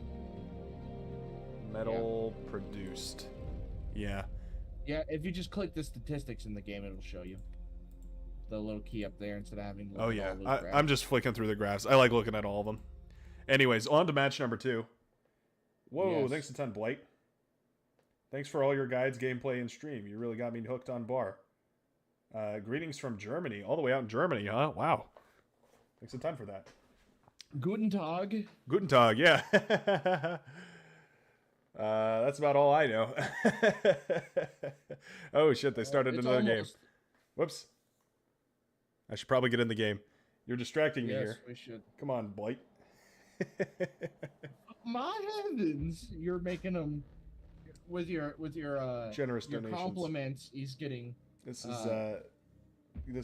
quite distracting here. What does the number 1 mean? I wonder. Blake, did you get to choose the background for that, or did you just? Oh, did you get a subscriber or a? It was a dono. I think it's called a super chat. I believe super chat on YouTube.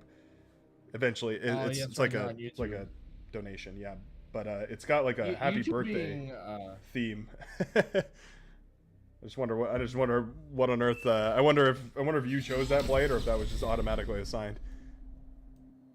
I agree, Subotai. X Factor going for the pounders instead of the brutes is when he threw the game. They're so much more expensive and less maneuverable. Gives them less chance to move around on the map. That's a good point. But I think what was critical in that game losing was just he was just unable to expand like Goopy was. Yeah. Wasn't able to leverage any economy, where Goopy could continue to throw at a deficit into a reclaim field to deny the reclaim field for X Factor. Meant X Factor could never use the wrecks of his enemy and himself to leverage any sort of getting back into the game. Kind of highlights the point that like you got to win these games with aggression. Like aggression really does win, because the more you push, the more you reclaim, and the more you reclaim, the more you push.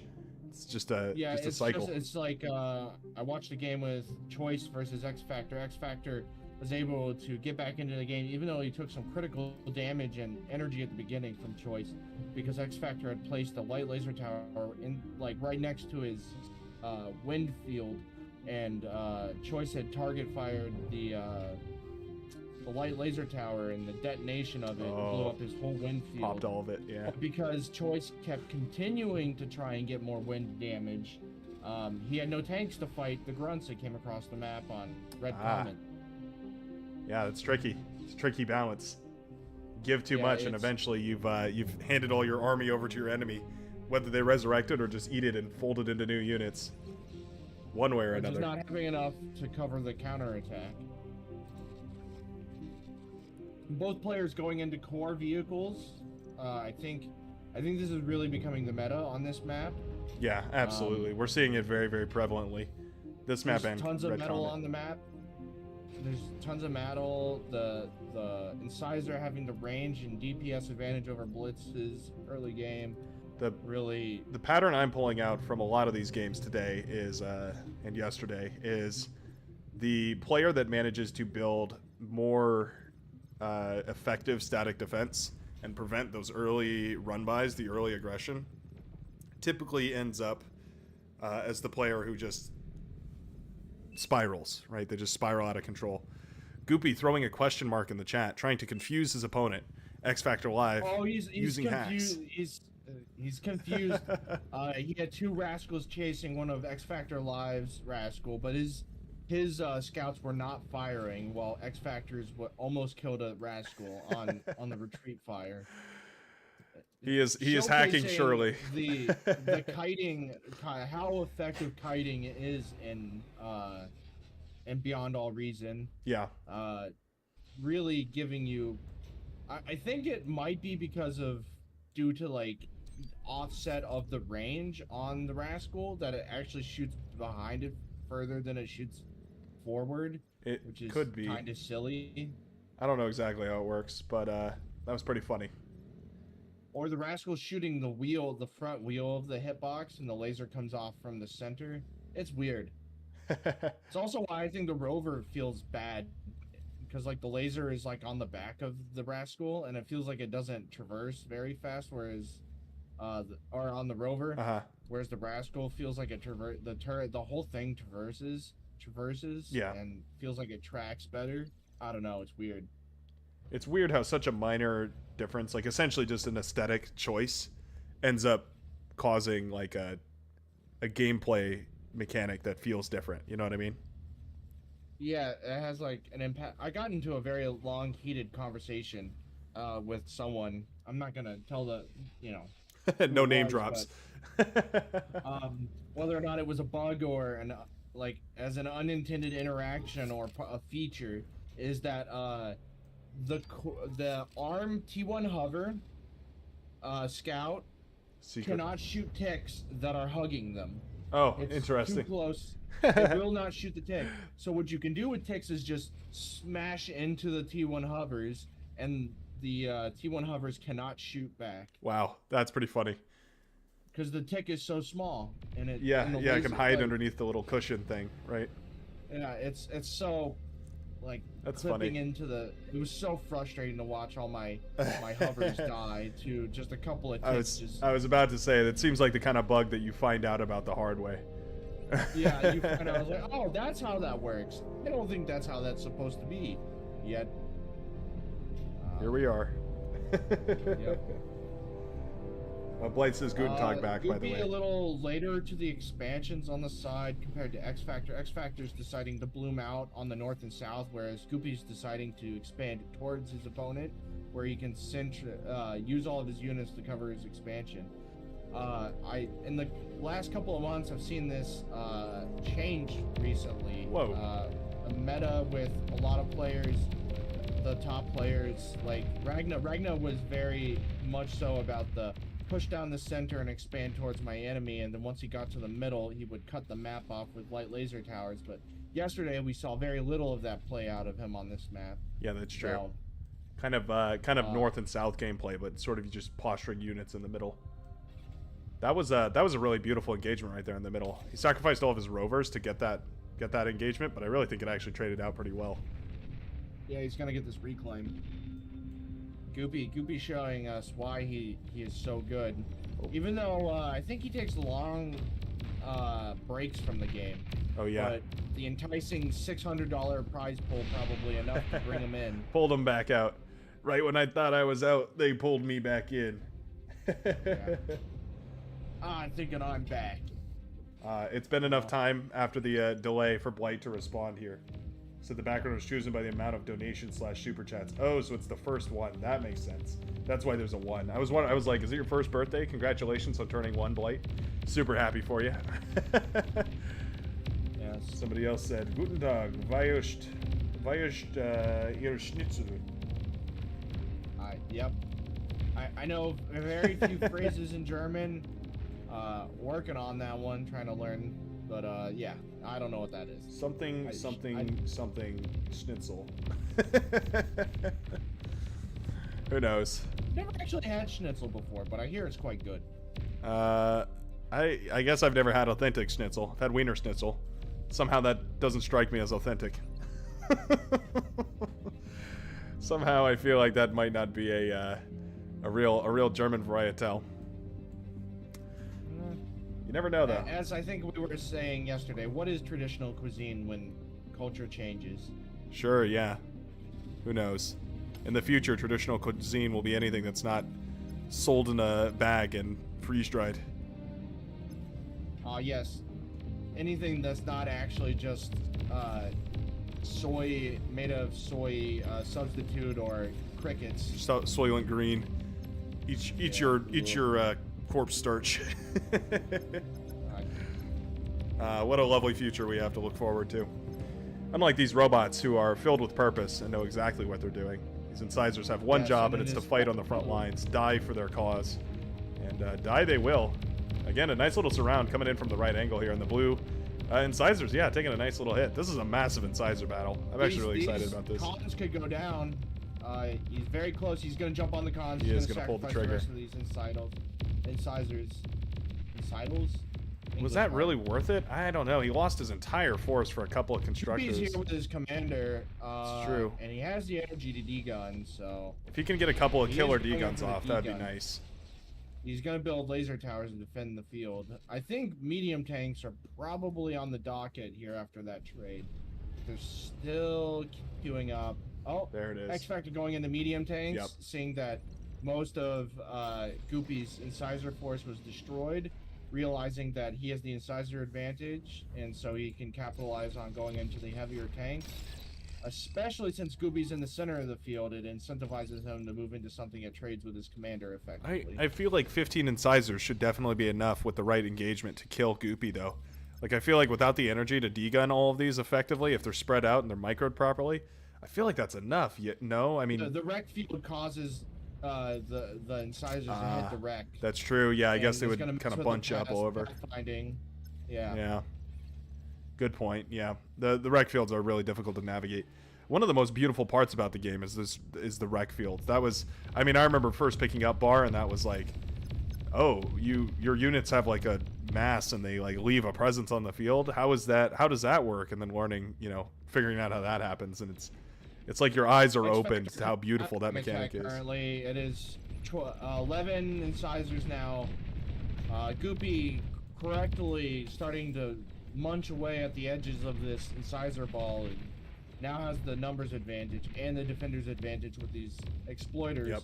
Is going to kill all of X-Factor's incisors, but in the middle of the map, these medium tanks are starting to show why you need to transition off of the incisors. Goopy in a lot of trouble. Tons of trouble here. This could be a huge the game right here. X-Factor has identified that he could snipe. Yeah, he's keeping those tanks at their distance. Circling them around like sharks. Like sharks. They smell blood in the water. Yep, they know. Goopy in a ton of trouble. It's gonna take some killer micro to get out of this. X-Factor needs to split his medium tanks. He's starting to get some surround damage now. The incisors hurriedly running towards this ball. He needs to get here sooner than later. Whoa. X-Factor could be microing this a little bit better, but doing Yes, it. he's losing. He's a little bit timid to lose this entire force, but I think it's for good reason. He doesn't want to lose all these tanks. He's gonna lose them to the incisor ball That's that true. now showed up. Yeah, he took too long. Leaving, Oh man, what a close one. Really, what you should be doing is drawing a circle around Goopy. Yep. X Factor Live into spectator chat says OMG. Not wanting to reveal his feelings to his opponent, but clearly a little bit frustrated with how excellent the micro there from Goopy was. Yeah, clearly a bit miffed from that exchange. I would be too. If I had 10 medium tanks surrounding an enemy commander and he managed to micro his way out of that, certainly well worth the respect here in the blue. Goopy earning his position here, fighting for that finals qualifier position. Well, he's already earned the qualifier position, but he's fighting to prove why he's number one. Seed. Yes, he's fighting for seed at this point, so he doesn't get moved around by shenanigans in the round of 16 when we do that. I'm excited to see how that turns out. I have no idea what that's going to entail.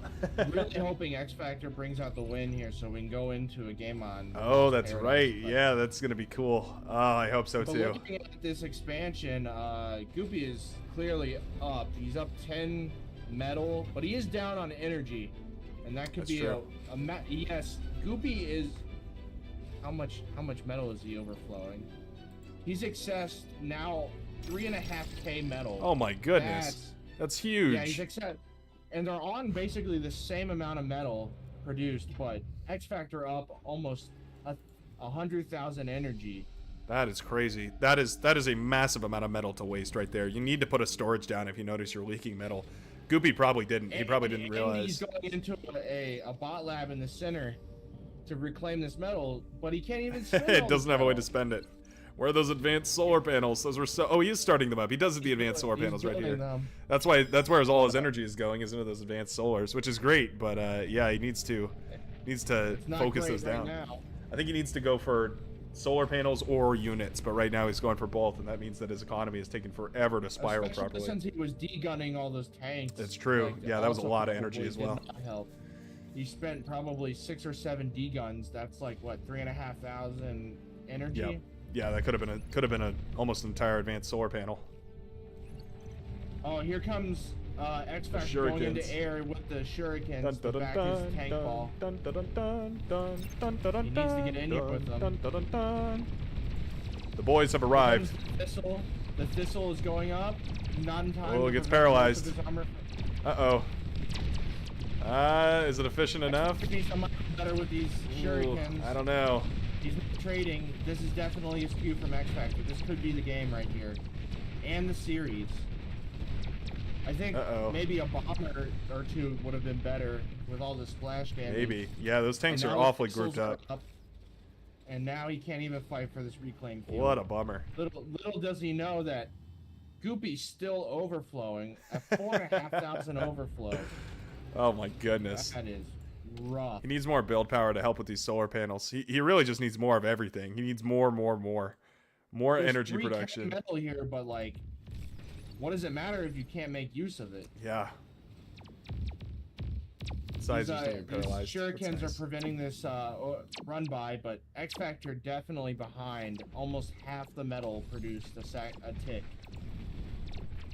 He needs to get some tanks down here to free up his shurikens, but at least these shurikens are preventing this raid. He just can't free up the tanks. It's a band-aid on a deep wound right now. Need to have some sutures instead of some gauze. So yeah, we're kind of tiptoeing around the problem here. Speaking of bombers, here comes the bomber. If X Factor can get back to Goopy's base, there's no thistles back here. He has not committed to any thistles. If he can shut off these solars, this could be his window into the game. No energy to build, no energy to degun. That's true. He could find himself at advantage, and these air cons are finally expanding. They're fast on the map, and they can get to expanding. That's a good point. And reclaiming. Yeah, those I didn't notice those air constructors moving around. Those are actually really nice. It's gonna allow him to start poking into areas where probably Goopy would have imagined that he would have seen way more forces moving if he wanted to expand. They expand slower than anything else, but because they're faster, they get there. The map is large. That's a lot of medium tanks. Both He sides, just needs actually. to not get his tank, his base pushed. I'd love to see a couple of riot tanks included in here, not as a frontline unit, but as sort of like an anchor unit, so that he can fall back to them and use them almost defensively. It's more like a mobile defense. Exactly. Yeah. Especially if you compare, or you not compare them, if you mix them with these shuriken here, you're gonna paralyze them and you're gonna riot tank them. Are preventing these shurikens from getting any more value. They're gonna have to be strictly for defensive. Here comes X Factor with his bombing raid. 7 bombers on the move on the south side. Does he have a scouter? He does not. I don't think he has a spotter, but he's looking for. I think he sent a forward bomber. He's using a bomber scout. It's a bit odd, but you know, we'll take what we can get. I think he's looking for the solar fields, and this is the corrective. Maybe he's noticed that there quite isn't a lot from Goopy on the field here, or maybe he's looking for a Hail Mary. Goopy has gone into an air factory himself. Yes. 1 fighter out here. Oh, but target the right spot. I don't think it's gonna be enough. They didn't drop the bomb load. Yeah, they didn't manage to attack in the right pattern here. I'm gonna switch over to the vision radius here of X Factor Live. That's a much better bombing run right there, closing up a couple of those solar panels. Is it gonna be enough? I don't know. He's not really bombing with the grain here. I feel like if he was going with the grain, this might do a whole lot more damage than it currently is. Too much damage on the other side of the map, though. X Factor Live going down right away. Die in his base. That is going to be Goopy. Bombers means he's going to get smashed out. Securing. Is this game number 1? Unfortunately not. This is game number 2, and that is Goopy taking the win. Our grand final, I do believe. Our grand finalist, I mean. Or no. He has to play the loser's bracket, right? Or does, no. X Factor plays the loser's bracket. Right? Yep. So Goopy is our grand finalist. X Factor says, "Damn, I threw so hard. I lab idle into GG." Yeah, I think there's Goopy overflowed almost 5,000 metal. That's insane. Oh my goodness, that is wild. That is a really, really wild overflow. I really wouldn't expect that from Goopy. I'll be honest. I really, as someone of his caliber, I really feel like he would have noticed and put down a metal storage at the very least, or just found a way to spend it. What a crazy match. Well, X Factor goes down in the losers bracket. Where is he situated? He should be down here. He's waiting for people to advance. In the lower brackets. I'm not quite sure what's going on with that. Let me look at the chat. Snoopa says 2-1 against Skag in his favor. So I guess Snoopa moves on. Oh wow. I don't know what Snoopa's OS is at, but Skag is quite high. Skag is quite good. I think Snoopa's a pretty good player. I think I've seen him around here and there. Not to discredit Skag, of course, but definitely some good players trying to make a comeback here in the loser semifinal. Let's see. So it's going to be Threxy and Bento versus Choice. Is that going on right now? Not sure. I haven't seen any reports. Oh wait, I did that wrong. Oops. Edit results. It's supposed to be Skag, Snoopa, submit result. Reset match. Reset.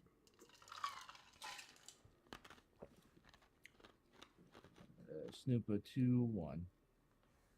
Submit result. Totally professional admin. Smile. Aren't we all? Okay. Next up is Nuke Official versus Snoopa. I found Snoopa's battle. Does he have a password? Oh, KNPA. All right. Probably shouldn't have announced that, but oh well. Well, if anybody joins in, we'll give you the quick, swift kick. Yeah.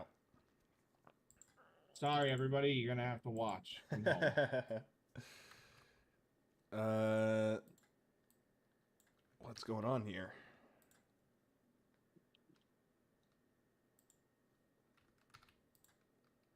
I cannot join this battle. The other one works. The one that Nuke Official is in works. The one that Snoop is in does not work.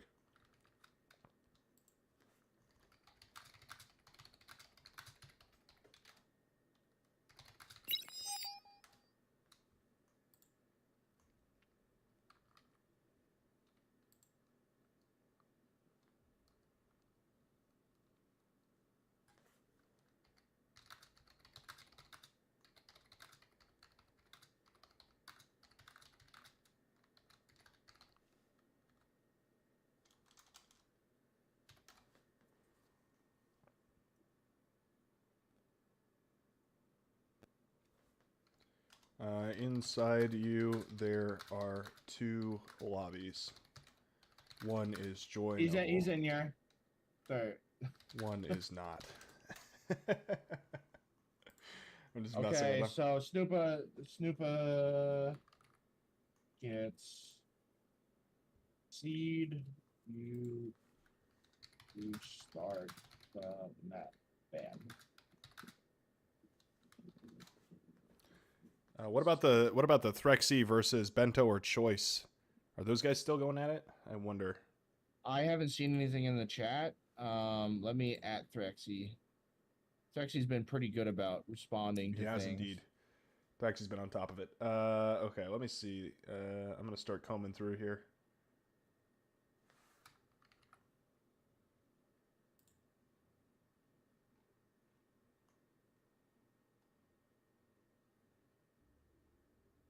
Choice versus Bento.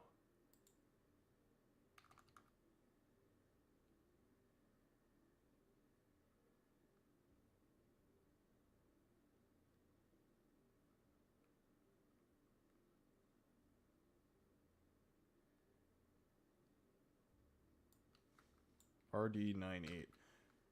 I'm gonna check on these guys really quickly, see if. Oh, you're going into that Choice Bento game? Yeah, I am. Wow. Okay. Yeah, they're still in game. Okay. I'm gonna catch the tail end of this game real quick. I'm gonna hop into a different commentator box. I'll be back for. We're about to jump into a cold place for first game 1. Oh, okay. Between these Well, two. that sounds good. Maybe I'll join you after this one wraps up because it might be done soon. Okay. There we go. Let's rejoin this match. Let's try and catch the tail end of this match. See what goes on between these two players. Threxy says, "What's the score?" I'm not sure. I'm not sure what the score is right now for these two. I just see that they're in a 17-minute long match, so I want to try and see what the hell they're up to. I wonder what on earth they're doing here. Let me switch on over to this microphone. There we go. Do a little audio perfection. This is Bento versus Choice. Where was Bento at earlier? He was in the top bracket. Okay.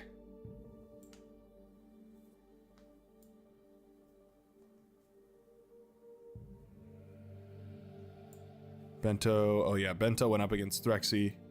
Oh, that'd be funny if Bento ends up against Threxy here. If Bento wins this, that's gonna mean Bento and Threxy are going up in another match against each other. That'll be pretty funny.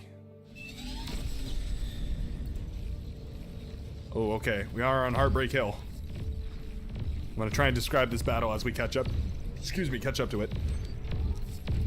Looks like it's grunts for both players here. Or it sounds like it's grunts for both players here.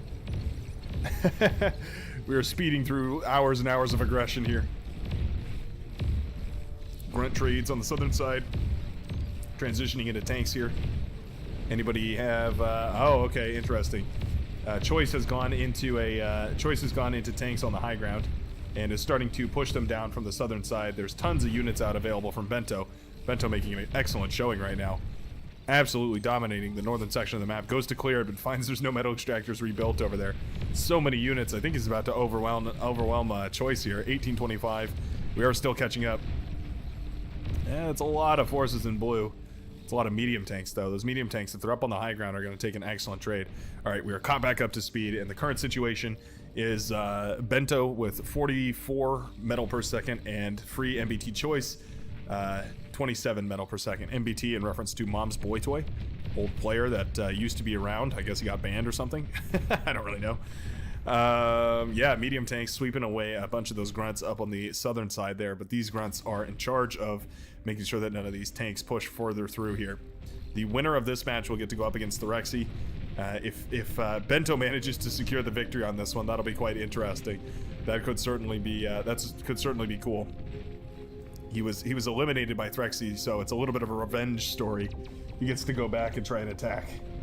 Eating some ice cream from the bucket. Oh no, eating some ice from a bucket. Oh, well, that's interesting. That's quite a hobby you got there. As far as eating anything from a bucket goes, ice is a little bit of an interesting one. I feel like ice cream from a bucket makes a little bit of sense. Plaster from the bucket makes a little bit of sense, but ice from the bucket, just raw ice. Is it like snow cone ice? How interesting.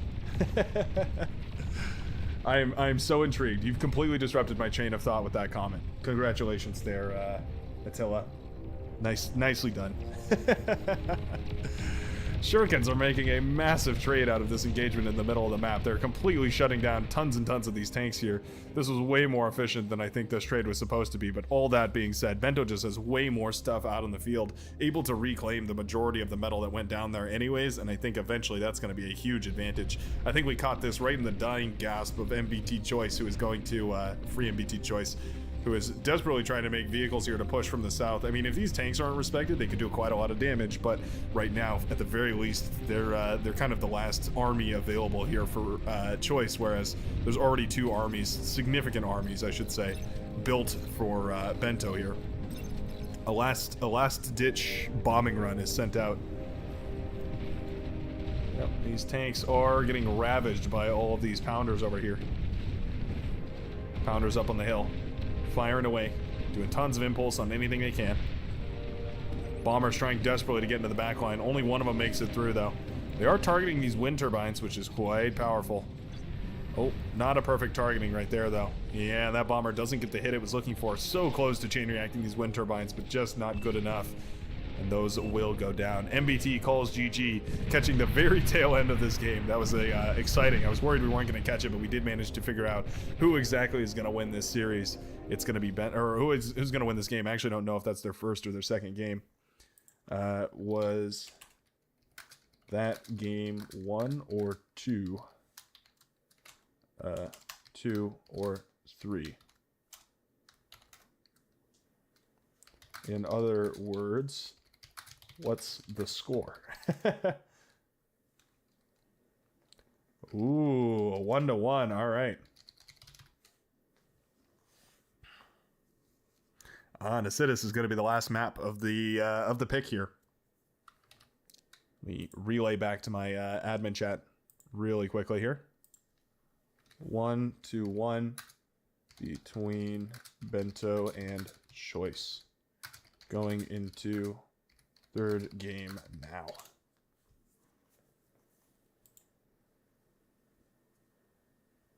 They're going to take a little bit of a break. Can't deny them that. Hold on. I'm going to try and cobble together what I can here.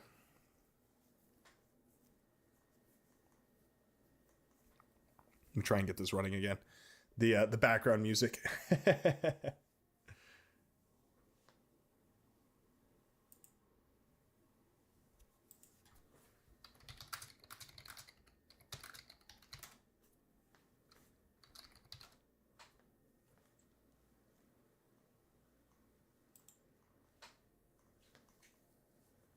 Where did that go? Oh, there it is.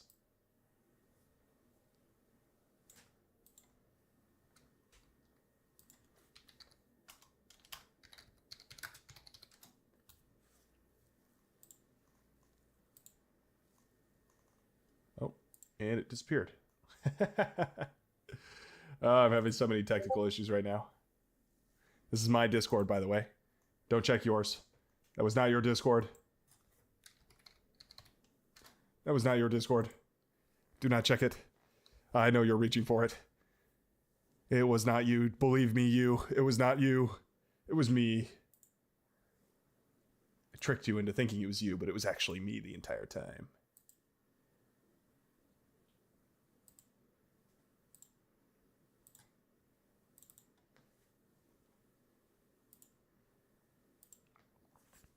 Okay, we're getting closer to an effect here. I promise there's something at the end of this. I am not just making hollow promises. Whoa, sorry about that. I forgot to do this before I messed with anything.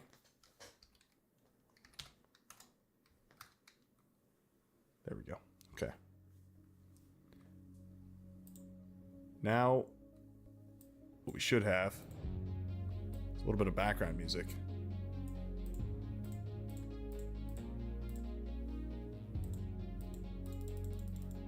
Oh man, this thing's buggy as all hell. Okay, whatever. I'll just ignore you. Some nice background music to relax and think about the game with. That was such a good match between those two heroes in that last lineup.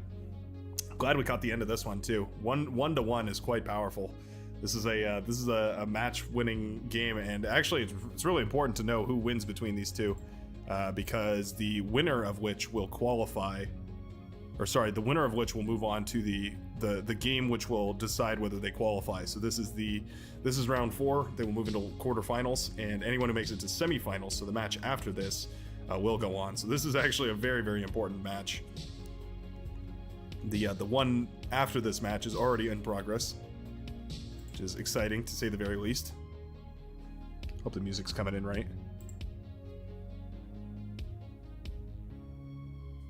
Looks like it is. It's nice upbeat music. I like it. Works pretty well. Keep you guys on your toes.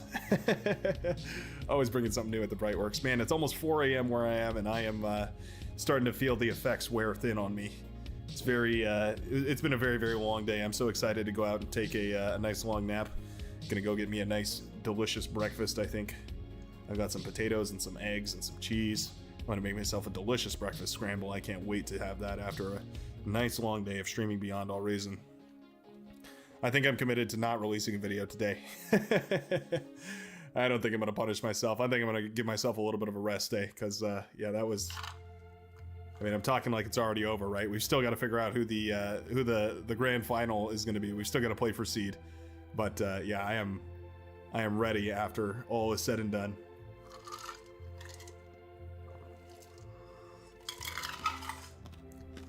I still got to do that stream to teach you guys how to make my mac and cheese, the Brightworks famous mac and cheese, a technique which I definitely didn't steal from popular food enthusiast. Binging with Babish. Definitely not. Absolutely not. I wouldn't even dream of it.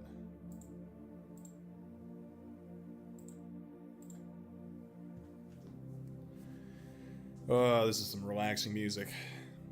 If I didn't have as much caffeine as I do floating through my blood right now, I definitely would be falling asleep, that's for sure.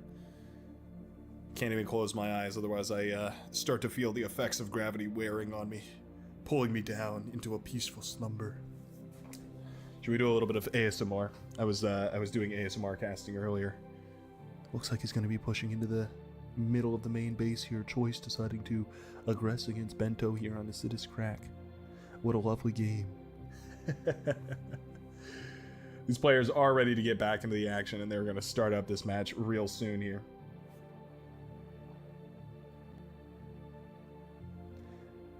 Oh, I see. So that's why you were talking about eating ice from bucket.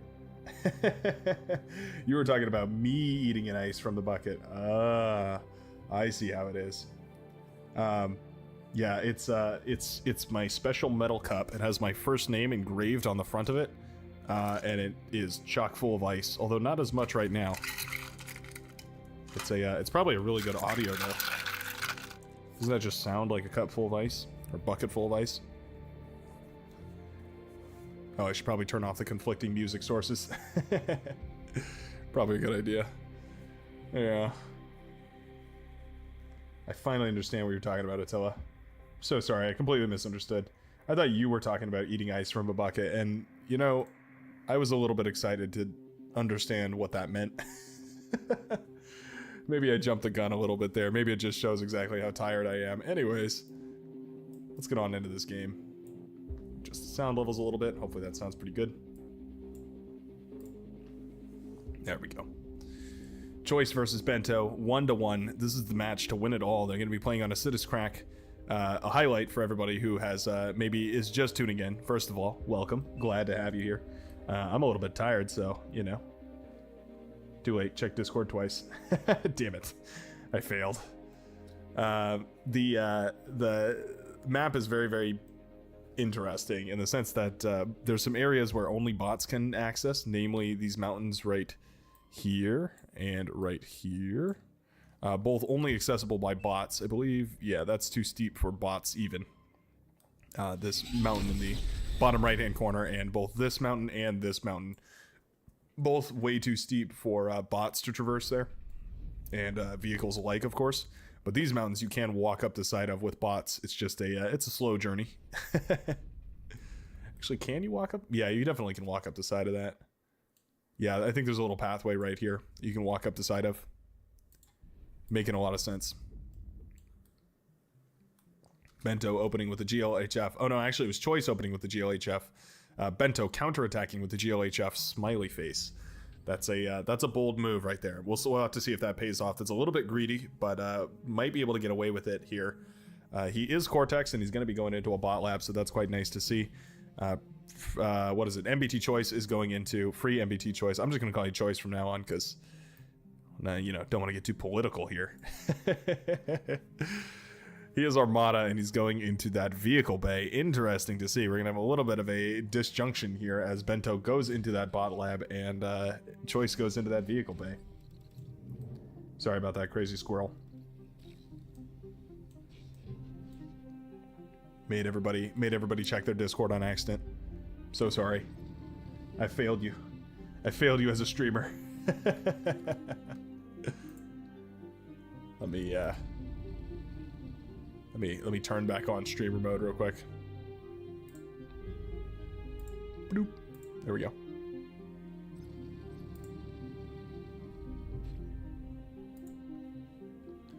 Very nice to see. Bento already got a couple of grunts out. It's exactly what I'm expecting here. Bots do allow you the advantage of cheap, inexpensive constructors to expand your territory, but you have to use them, right? You got to send them around. One thing that's something that has notably bothered me about everybody's playstyle today, and maybe this is a learning point for me, maybe there's a reason for this, but as far as I can tell, everybody starts queuing up their metal extractors and then queues up their laser defenses, as opposed to going for laser defenses and then metal extractors. I understand in the sense that you definitely want that metal income before you go for too much static defense, but I really feel like starting with the laser towers and then building the metal extractors oftentimes is going to pay off quite a bit sooner than your constructor going down to a couple of rascals that ran by or rovers that ran by. I really feel like it's a minimal change in playstyle, but it can really have a huge impact on the field. Really enjoyed seeing those advanced solar panels come up. You could probably hear the excitement in my voice, but I was literally enthralled with the the advanced solar panels coming up, because I mean, I've been talking about this basically the entire series here, the entire tournament, and finally it came true. My dream came true. They didn't end up winning the match, but I still think they were very, very valuable. Going for a construction turret. I almost hit a vehicle bay. Going for a construction turret very early on here is Bento. And I don't mind it one bit, actually. That's pretty nice. It's going to free up his commander to move around if he wants to. Construction turret not as good as a commander as far as build power goes, but still not bad. Nothing to turn your nose up at. I've said that quite a lot this stream, haven't I? Nothing to scoff at. How about that? Yeah, very, very good. Going to mean that his commander indeed can walk forward without too much fear about leaving behind too much in the back line here. It's also going to free up constructors, right? These constructors now free to go do tasks, go fake tasks all around the ship, be imposters, all that good stuff, without the fear of leaving behind a base that is powerless. Choice reading this perfectly here. Moves the rovers in immediately as soon as the commander leaves, sniping all of the energy power. Oh my goodness, what a perfect run by there, right there. Perfectly timed counterattack. Manages to kill all of the wind turbines here for Bento. No power left in his box. That is, yeah, that is everything that Bento had producing energy, I guess, save for a lone wind turbine over on this back field here. Wow, what a great counterattack. Meanwhile, I guess it was just a great attack. There wasn't really a counterattack. This is the counterattack from Bento being completely deflected by a whole bunch of these blitzes right here. That is a depressing counterattack right there. It's really, really difficult to come back into the game at this point. Bento is now going to be forced to go into as much wind power as possible, as much energy production as possible. He also lost metal extractors in that too, not to be confused or anything. That was a huge hit to the economy all around here. With just bots to his name, I mean, it's lucky he didn't lose the build power here. That probably would have been a complete and utter devastation, but still, losing that much energy is just so disheartening. So difficult to keep fighting after that. Kudos to him for keeping up the aggression after the fact, but that is a massive win for MBT Choice. You can see now doubling his energy production, still on par with metal production. Both players well within each other's ballpark here. But yeah, doubling the energy production, definitely going to allow for more and more unit production here. More constructors are going to come out. Energy converters, of course, can make a big difference as well if you get that early T1 economy spiraled really quickly.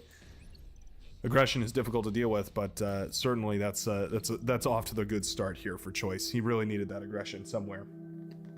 I think he found his angle. The angle, which is still exposed, by the way, up north, it's easy to attack that angle and then imagine that they're going to build static defenses, but at the very least, I would love to see a couple more rovers making their way downtown, driving fast as faces past, as they are Bento bound. I think that would be a great move here to try and scare Bento a little bit into retreating and defensing up a little bit harder, going to keep him in the box, so to speak. And that kind of action is exactly what loses you these games in the long run, because eventually you don't expand, you turtle up a little too hard, and although it's difficult to break you, you're not making the same amount of metal, and eventually an uneven trade, even an inefficient trade, will still net the other player the victory, because they would just have so much resource coming in from all over the map here. And reclaiming all this eventually. Bento getting himself back into this. Now there is a phenomenon that I like to call whiplash phenomenon, which is when you take a lot of damage. Oh, this is so painful. Yeah, this is really painful. Oh no. Yeah, that is just downright horrible. That's just horrible. Constructor here getting, I don't know, caught in the lab or something, and so now it just is gonna have to be recycled. There's no other route around it. That's a bummer. That's a real bummer for sure. That's just wasting valuable seconds here that Choice could be capitalizing on. Wow, what a real bummer move. Yeah, that really could have. I mean, it's good that he caught it, but that really could have slowed him down quite a lot here. He does have some more build power coming up, so that's quite nice. He gets the construction turret up. I wouldn't mind to see maybe 3 or 4 of those. Probably 3. I think 3 would probably be a good number for him.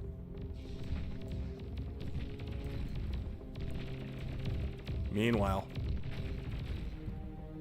units still roaming around the map. Yeah, we're slowly expanding though. Bento's saving grace is the fact that he did manage to claim all these metal extractors over here. All 3 of these metal extractors, he's working on these 3, and he did manage to hold on to these 3 as well. Holding onto those metal extractors really got him back into this game, but that energy loss right there could have been a really huge deal at this point. Oh yeah, I was going to explain whiplash phenomenon. Essentially, when you take a hit as big as like losing your entire wind production, you kind of bounce back a little bit further than you were before, and so now we can see that Bento is actually producing tons and tons of energy and is way ahead in the energy game, now at nearly 500 energy per second, and is going to be able to produce way more units. So actually in the long run, able to overcorrect in such a way that he's actually going to get back into this game. And something we've seen from a lot of these players is their failure to provide enough energy to their laboratories, their expansions, everything. Just requires so much energy production that they run out, and there's no way for them to no way to reinforce everything continuously, and eventually collapse and fold and cave. All the adjectives.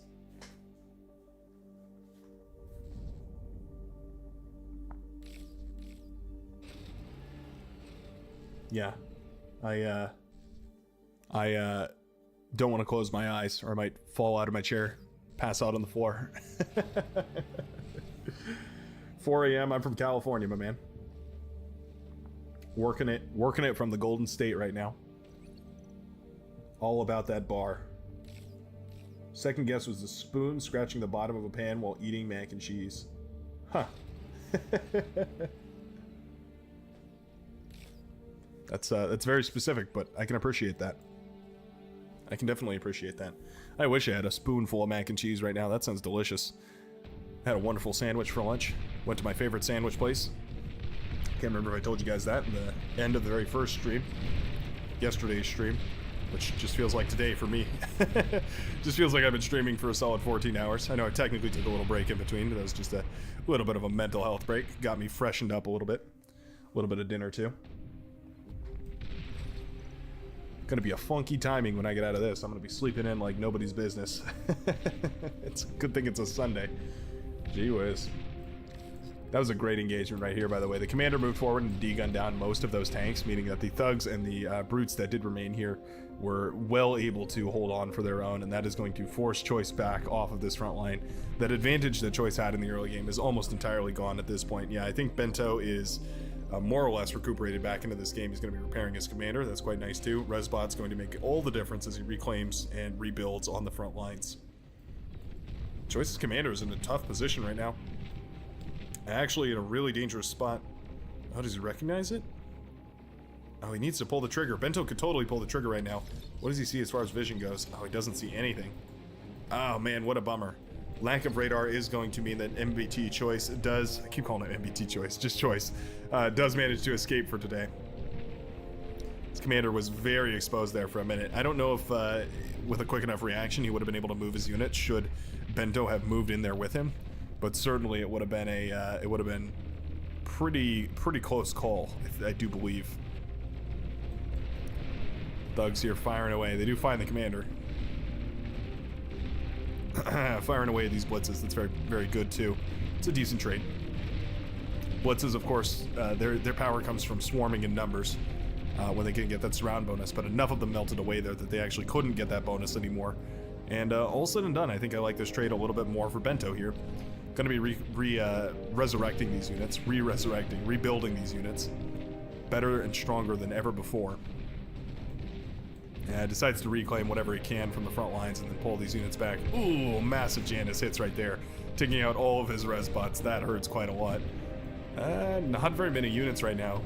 Bento's commander is actually in a little bit of trouble. He does recognize that and starts to pull it back. Medium tanks that were thinking about doing a little run-by over here, he's going to have to split one off and send that for the run-by, but the rest of which are going to be pulled back immediately to go deal with whatever forces are coming towards him.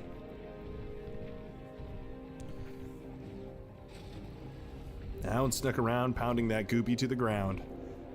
I don't know if you intended for that to rhyme as well as it does, but congratulations. You wordsmith. Well done, sir.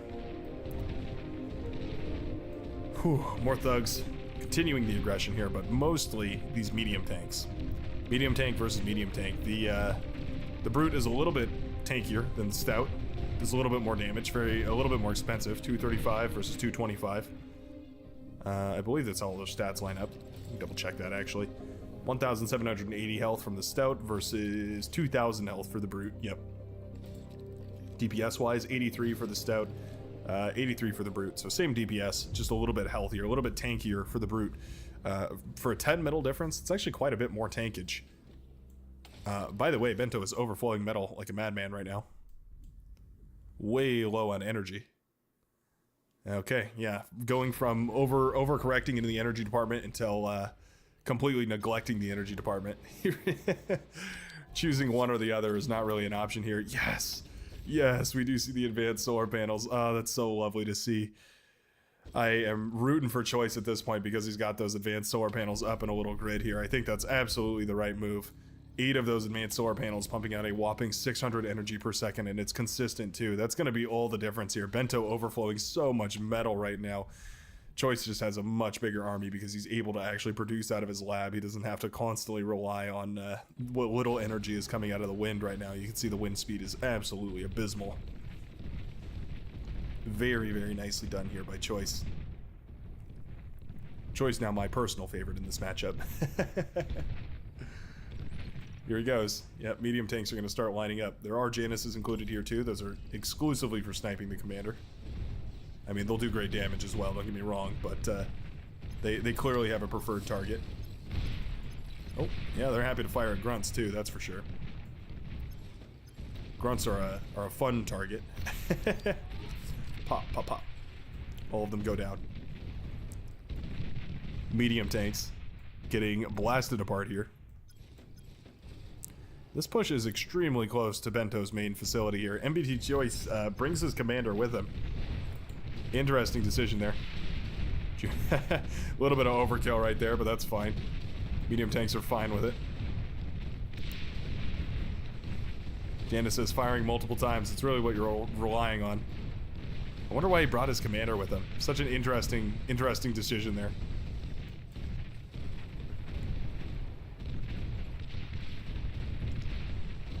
Those Janices trying to fire away as much as they can.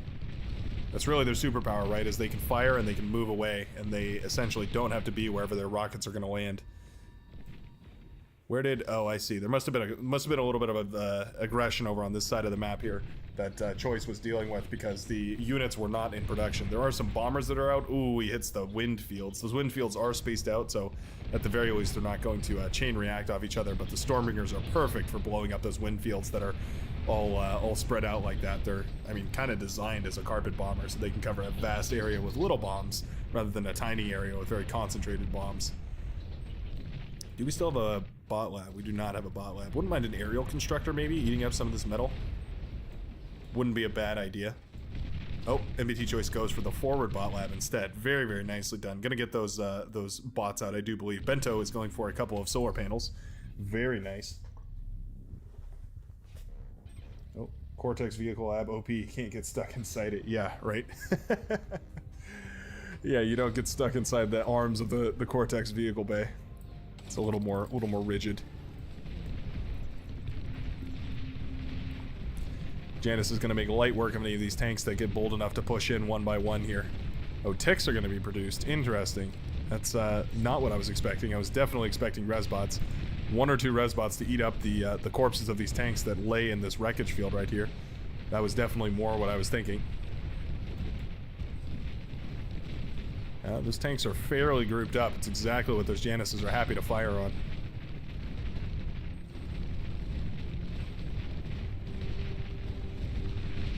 Oh, firing on those missile trucks is nice too.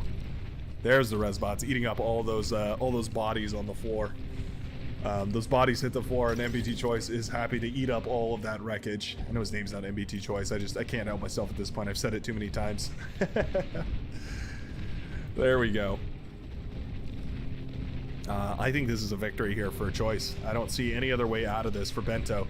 Doesn't have the energy production anymore. His wind turbines have all been shot down. He doesn't have the nearly enough advanced solar panels here. I think he was leaking quite a lot of metal as well. Unfortunate to see. Not going to be able to keep that lab up and running. Expander's going to go for some D-guns here, but this is going to be it. The final shots from these medium tanks here. Bento does decide to GG at this point. Commander's still standing, but... Is it an offensive GG? He's calling GG for Choice. No, somehow I doubt that that's exactly what he's intending here. Says GG, but doesn't tap out of the game. That's quite funny. My throat is quite sore. I wonder if I hurt myself. Sure hope not. T2 Vehicle Bay is up. Suddenly a light in the darkness. Thought you had CC.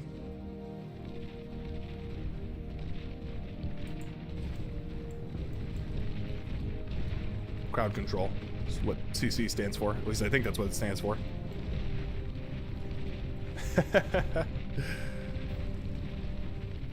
I don't think Bento meant to GG at that point. Maybe he changed his mind. I don't think the situation has changed. No, I think this T2 lab is about to get ravaged by all these medium tanks. One final push here from Choice, who is now shutting down all the advanced solar panels here. Bento now forced to GG with the commander death. Choice probably wondering what on earth was going on. There was a bunch of gunships making their way around. That's funny. Going for the gunship snipe. And that is going to be Choice taking the victory here and moving on into the final winners bracket. Nicely done between these two heroes, playing it out to their absolute heart's content. Next up is going to be Choice versus Threxy. Time to get bullied by Threxy now. Oh, he does apologize for the early GG. Well, that's quite nice. I don't think he meant it. I think he genuinely thought, well, you know, maybe that metal extractor could come back, or maybe that T2 lab could help him come back. He didn't realize exactly how far behind he was. I think that's probably fair. A misjudgment there.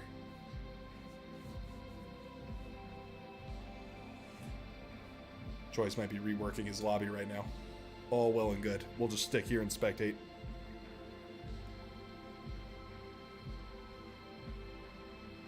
No reason to switch around at that point. My eyes are barely staying open at this point.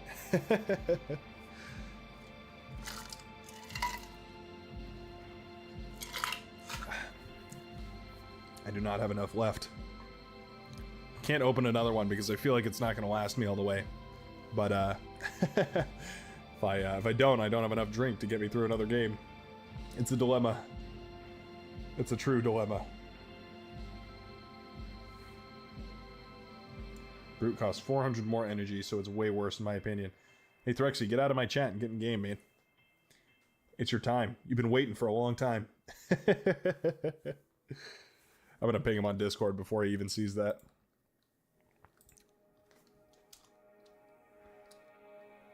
Oh, he's already been alerted.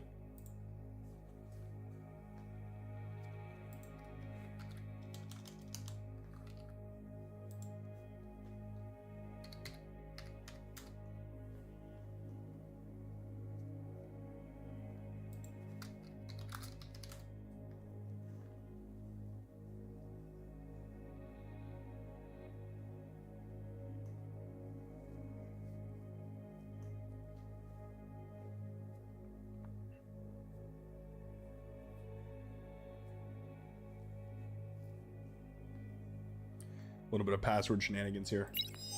You know what I can show you real quick is this. The final bracket. If you want to take a look at, I know it's wow, it's very bright. Kind of flashbanging myself here. Final bracket for today. Goopy did win the grand finals here, the winners final. So Goopy will be crowned #1 champion, #1 victory royale. Yeah, Goopy, we about to get down. A lot of musical references at the end of this stream. I think I just break into that as a habit. It's my coping mechanism for being so tired. Threxy versus Choice is the game that we're about to finish up here. Snoopo looks like he won 2-0 against Nuke Official, so he's just waiting in the loser semifinal. And that's going to be an interesting game. So A and J play, and then A and K play, and then S plays. Wow, quite a lot.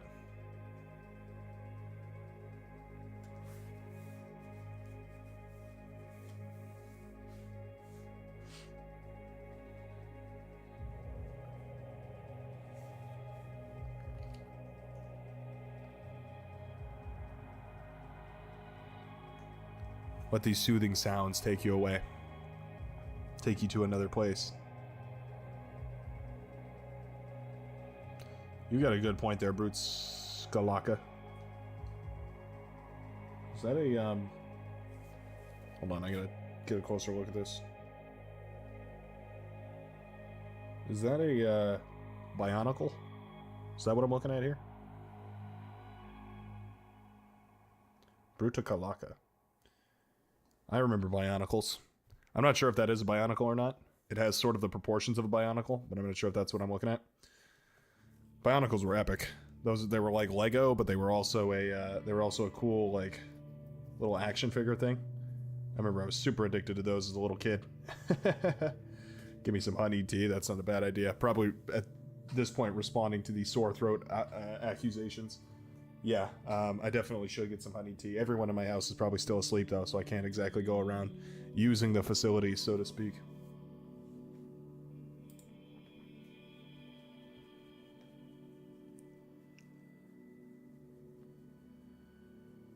Heartbreak in Paradise was banned.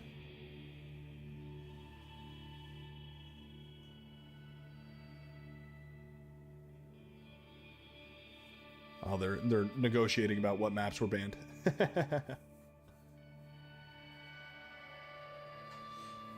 Looks like it's cleared up here.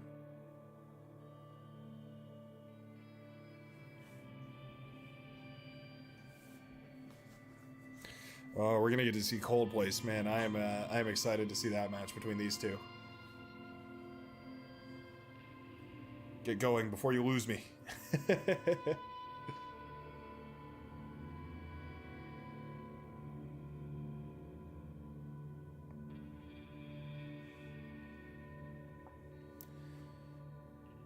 5 a.m. for Thyrexy. Wonder if he's in the same time zone.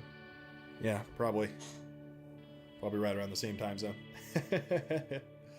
About 5 a.m. where I am too. They forgot to change the map.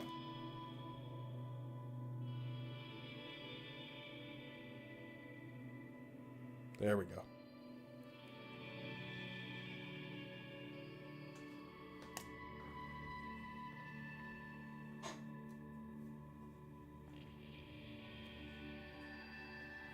I'll be honest, this music is not exactly going to do it for me. I need a little change from this. I like the droning melodies, don't you worry. Why don't we skip ahead a little ways here?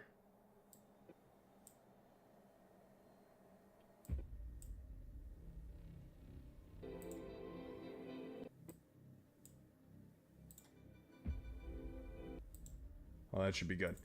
We'll pick up there. I think that'll be a good song to pick up on after this match.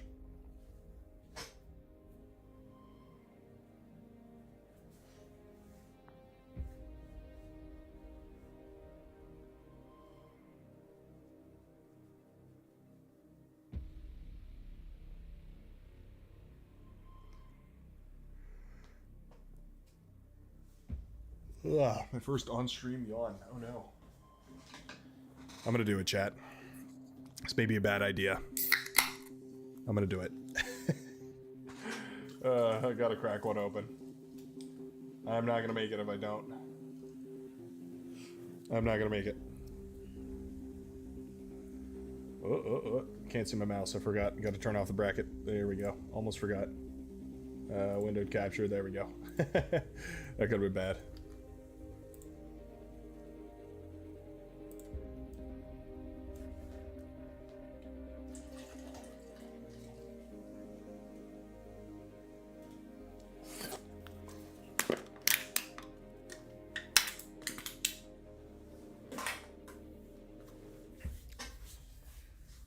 Whew. I'm going to finish this drink up, and I think that might be the last game that I'm going to cast for the evening. We've already found our winner. This is just for seed, so I think this might be the last one we look at. This is going to be an exciting match, so I don't want to miss it.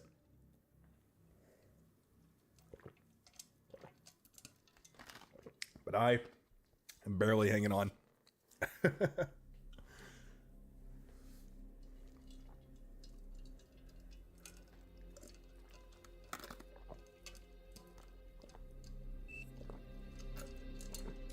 There he is.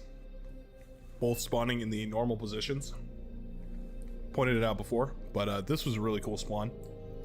I liked it a lot. I thought it did a pretty good job, and I think the player who spawned there won. Well, I couldn't be sure. It's going to be up to you to watch back there. See if I'm right or wrong about that. I'll be back in my chair. Get real comfortable. Where can you see the brackets? You know what? That's a great question. While these players get set up, I will put in the chat where you can see the brackets and sign up if you'd like. Give me 1 second while I do that.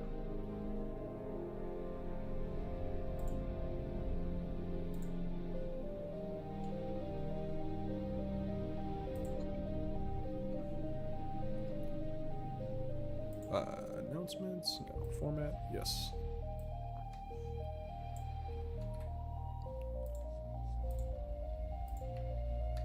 There we are. All right.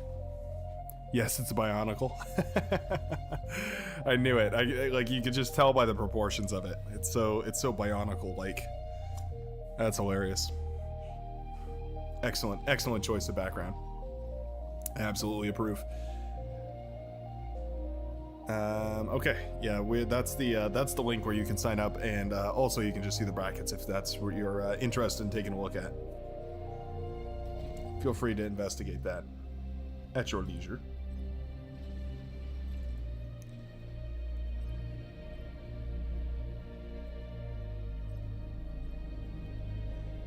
Choice going for Armada. Vehicles of all things. Not bad whatsoever. Threxy, also armada, but bots. Now one thing that I'd love to see from this vehicle bay is a amphibious constructor going onto the middle of the lake, building a radar tower, building some anti-air towers, and starting to build tidal generators. 25 tidal per generator. Well worth the investment. That is a huge amount of energy coming into your economy. Typically, naval power like that is reserved for the naval player, and so it's fairly balanced. But if you can take advantage of naval power like that with it, or as a land-based player, well, you can be in a pretty good spot. That's all I'm trying to say.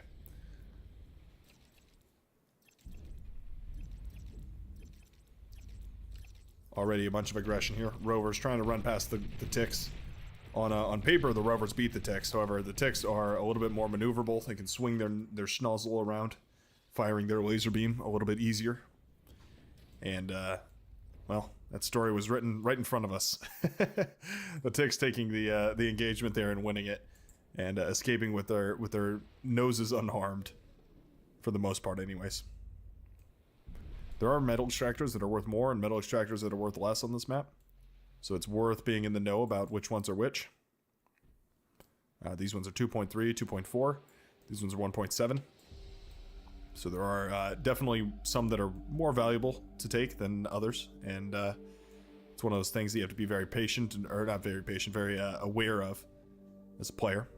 We'd love to see a construction turret going up here. I think getting that early build power is really crucial. It's going to free up your commander.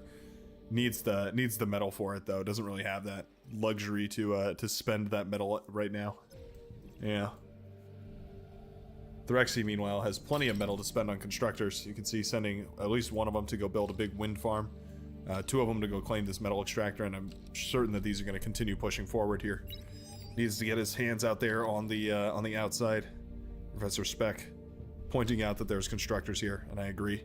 It's very nice that there's extra constructors. Constructors are cheap after all. That's the saying, as the saying goes. Oh, little tick harassment over on this side. Nicely done. Oh, pro level tick micro right there. Very nicely done. More tick nonsense over on this side. Managing to snipe another metal extractor. Taking one off the belts here for Choice. So annoying, especially for Choice, who's starting with vehicles, so it's way slower to get that spiral up and running. So taking down these metal extractors is really annoying. It's just going to slow him down even further here. Very difficult, very disheartening to push into that. Also a good catch with these pawns here. You want to stop your enemy from spiraling, and so sending spawns out to try and shut down any of these vehicles that get up in numbers is going to be well worth it. Much easier to take an engagement at this stage in the game than it is in the later stages of the game. I mean, you effectively have a perfect concave right here, and you're not even really trying. Later in the game, it's much harder to micro massive scales of units into perfect concaves than it is to micro those little ones. I think this tick eventually will be caught here, but that's a hero. Sniping metal extractors left and right, more and more of them hiding in the hills. That is, of course, the advantage of going bots in this map, is that the bots can traverse all of these hillsides on the south. Well, on all sides of the map here, north, south, east, and west of the map. You can move those bots in and around here. Ugh, I can feel my throat giving out as I'm coughing everywhere. Oh boy, I don't think I've ever done a live stream at least this long before. What a wonderful experience. So glad I did this. Vehicles being denied by a silver bar tick here.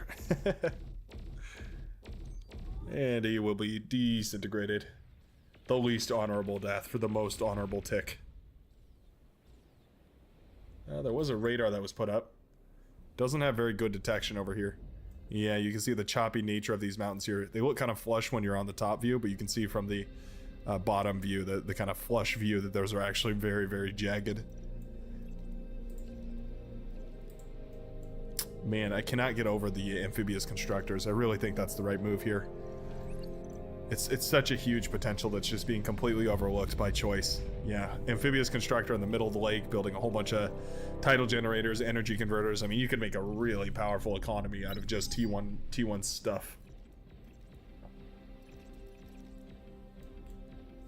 So all these pawns are looking to get aggressive. These blitzes can't really fight them.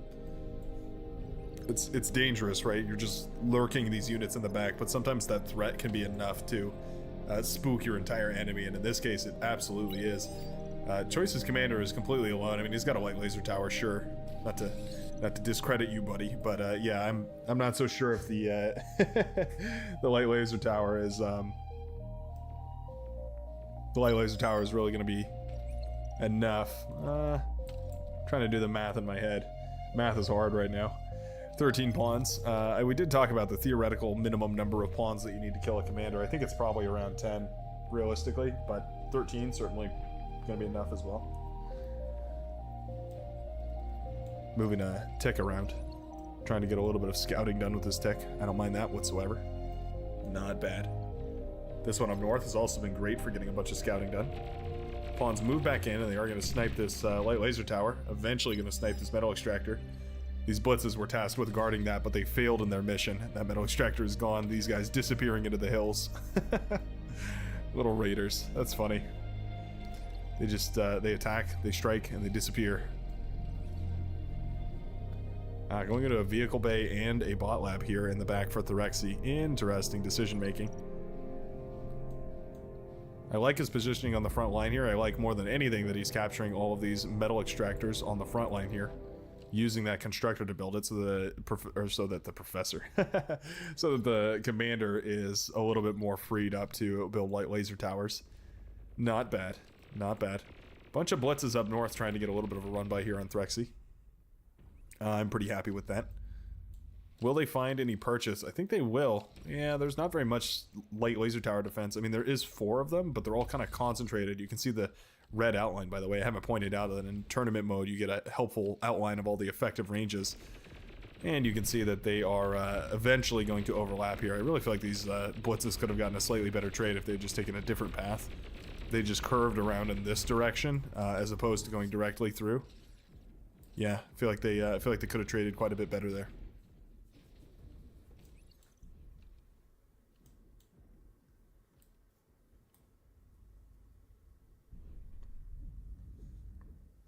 Streamer is very tired. He is sleepy.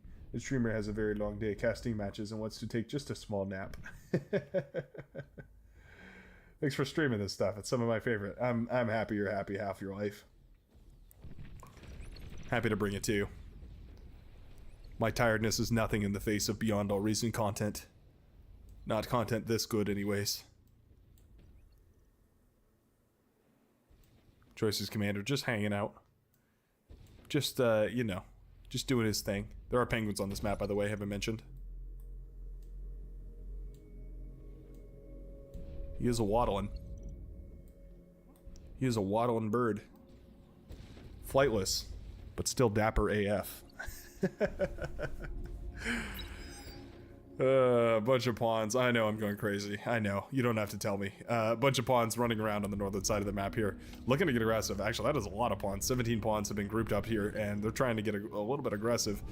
That's 4 constructors, and they can put up light laser towers pretty quickly. Yeah, radar tower is going to come up here and reveal to MBT that there's actually quite a few units lurking out in the, I mean, just barely out of line of sight right there.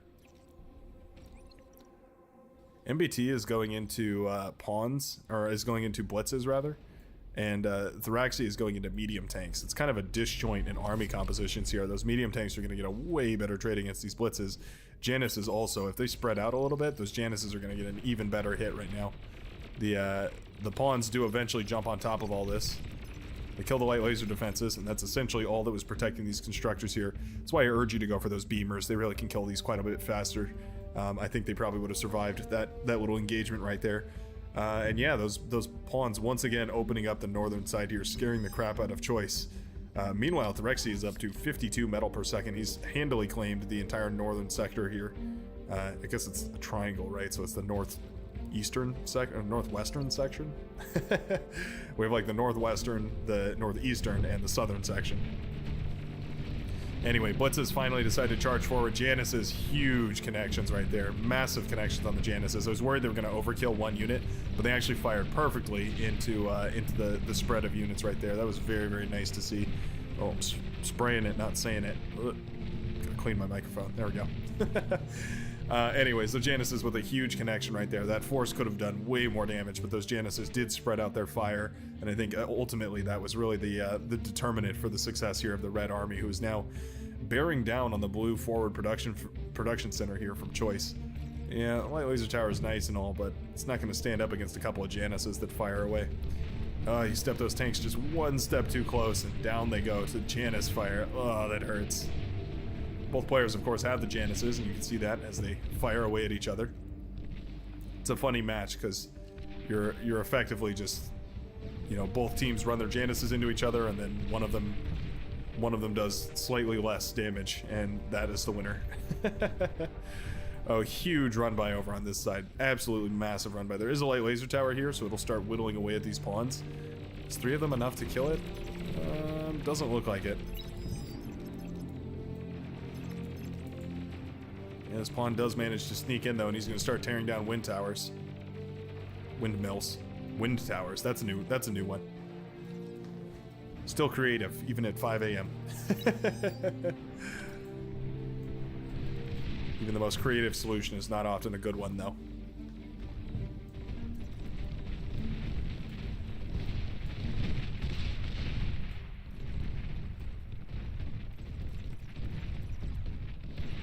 Nice little medium tank engagement here.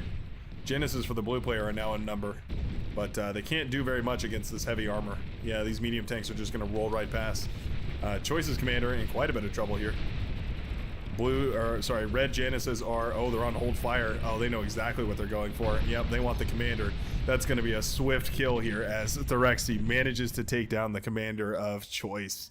Very nice, decisive play. Realizes that he has the numbers, he has the Januses. They were on hold fire. He was ready to snipe that commander with those Januses.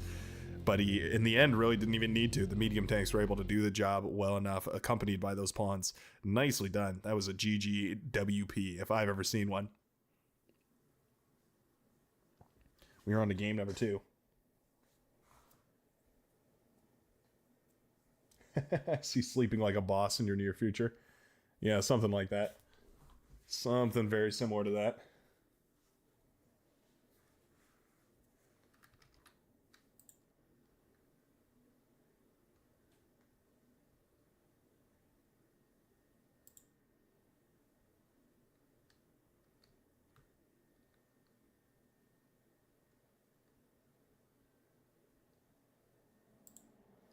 Checking on the Discord and everything, making sure everything's fine. Most of the players have logged out by now.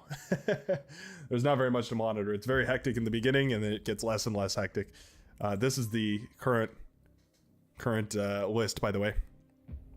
So it's currently Thyrexi versus Choice right now. This is the game that we're waiting on. The winner of this fights Snoopa.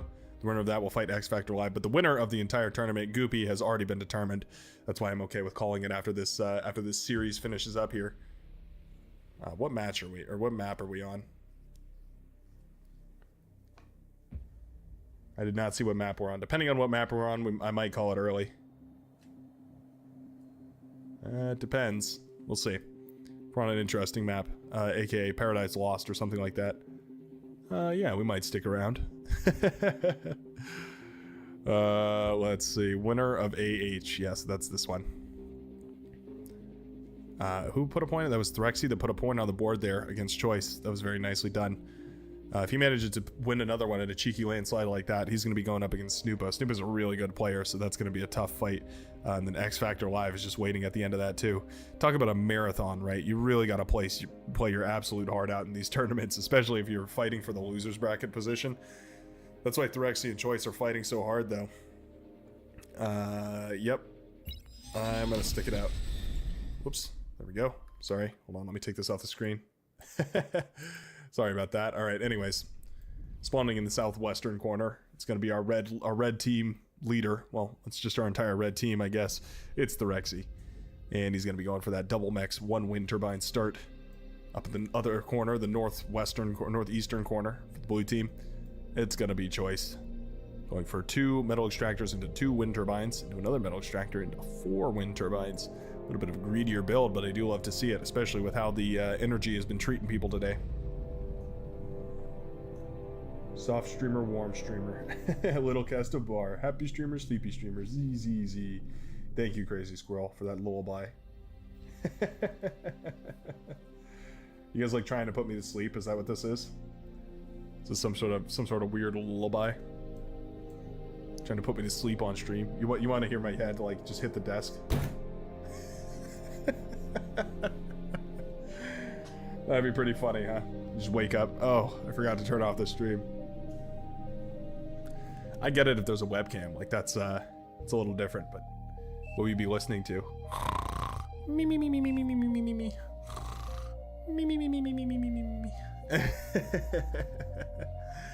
The wind is absolutely abysmal right now. Lingering around 2.0. 20 wind start 2 now. Yeah.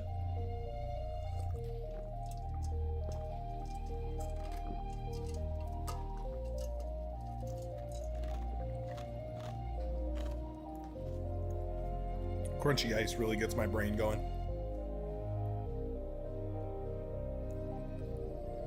Eating my ice out of my bucket.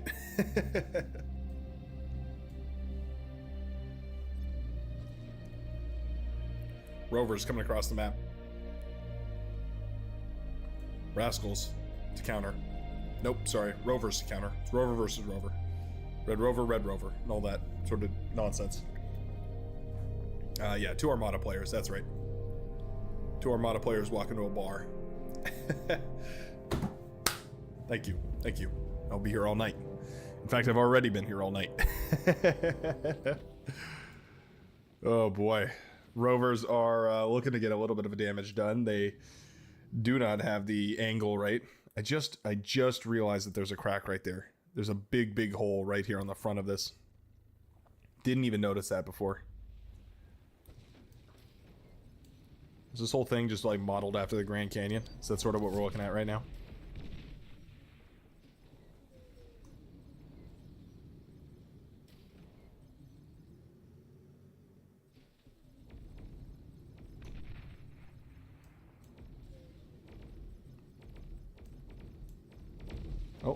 Oh, okay. We do get the metal extractor.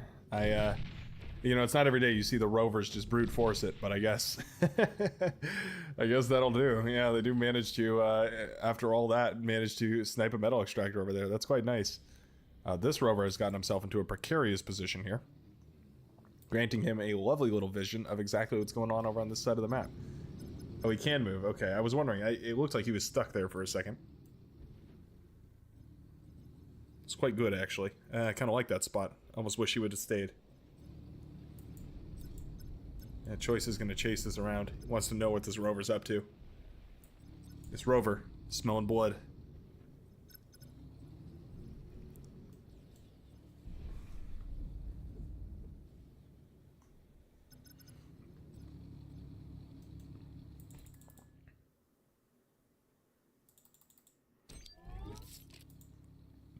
Are we out of songs? There we go. I'm waiting for the music to come in. Ryan Krause, New Order. Ryan Krause really put his heart and soul into this soundtrack. It did not need to go this hard.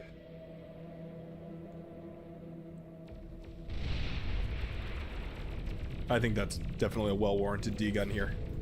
Not worth risking these units getting away and doing some damage in the backline here. I think D-gunning down that unit was well worth it.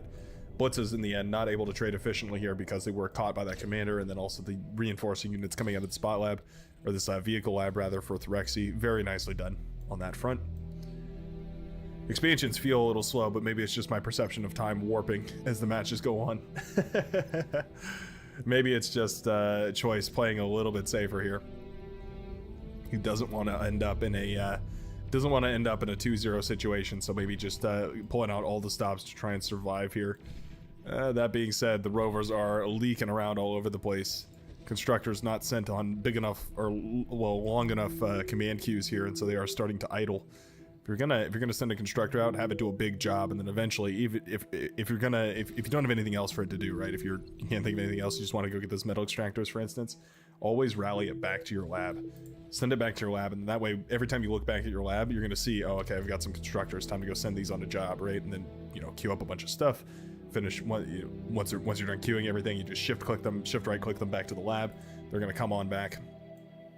Now it might pull them away from that line, right? So that's one consideration, right? Make sure that whatever job you send them on, you don't need them there once the job is finished, right? Build some build power, build some whatever it's going to take. Just make sure that you build it in the right order. It's one of those things that you kind of get a sense for eventually, but it's very difficult to come up with in the middle of a game. Like, it's not very intuitive to think about, but yeah, out of game, you know, where our APMs aren't taxed by the actual game that we're playing right now. I don't think I could play this game right now, but I could certainly commentate it, give you my critiques about my thoughts on the game.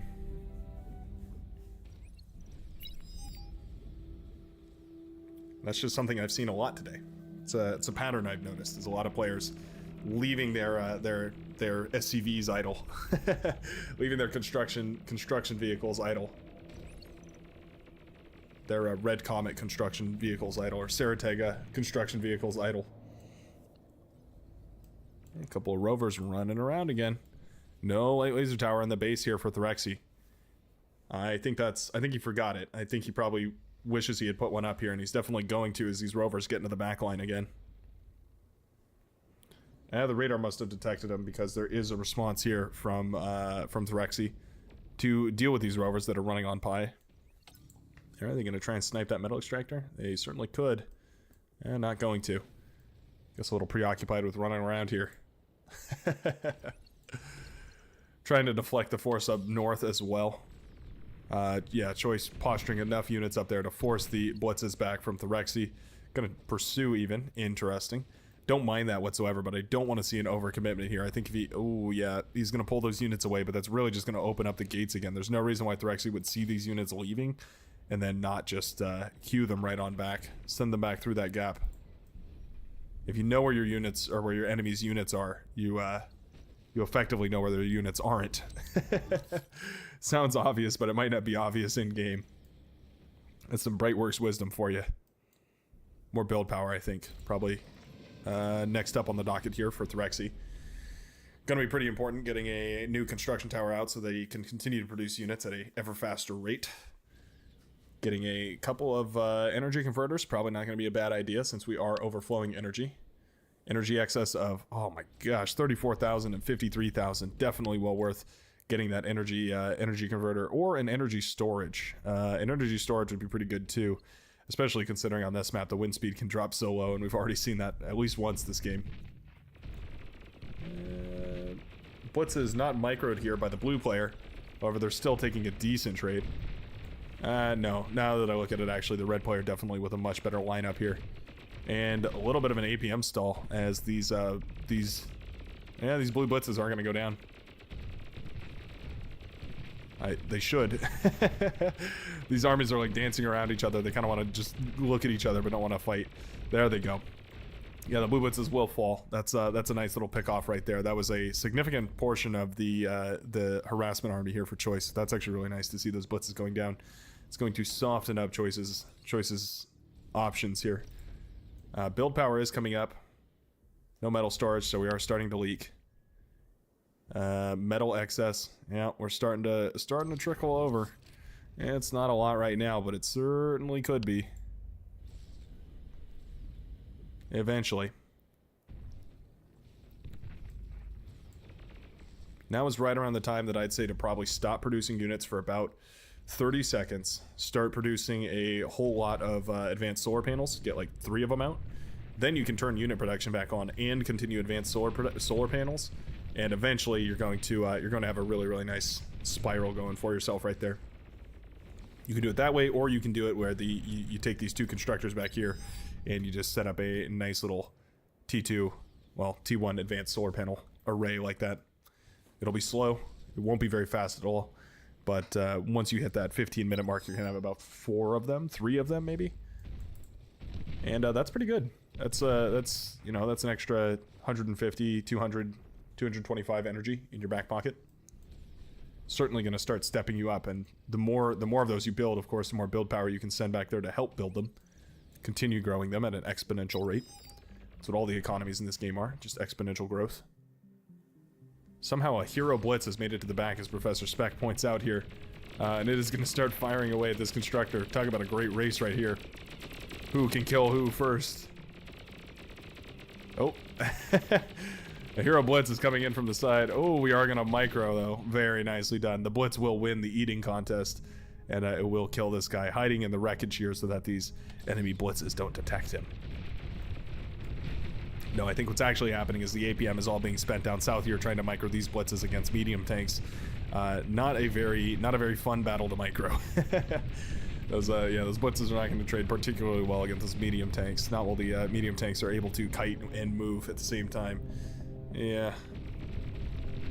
Said they do take a while to reorient their turret. I think there's a little bit of friendly fire there too, killing one of those enemy or one of those friendly tanks. Not a lot you can do about that particularly, but moving back in for the fight is a little bit riskier though for Choice.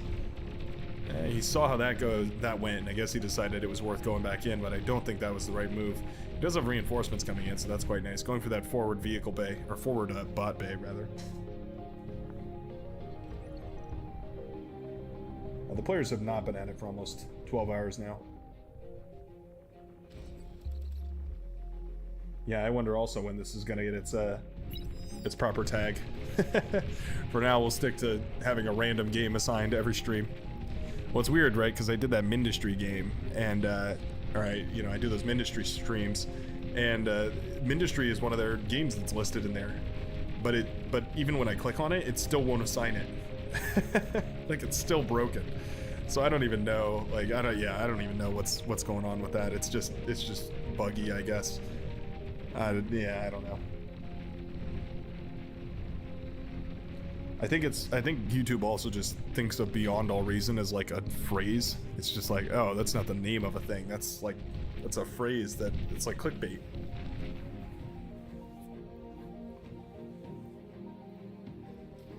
That's my guess anyway. Threxi's commander is pretty far forward here. He is building that light laser defense line, kind of back himself up here, but the units are really more important than anything else. Choice is producing a whole bunch of pawns right now. Interesting. Wondering what he's planning to do with those. Certainly has some options. Yeah. Oh, Janice getting a nice connection there. Oh, another lovely connection for that Janice. Landing right in the middle of those blitzes. That was about as good as it gets here. Very nicely done.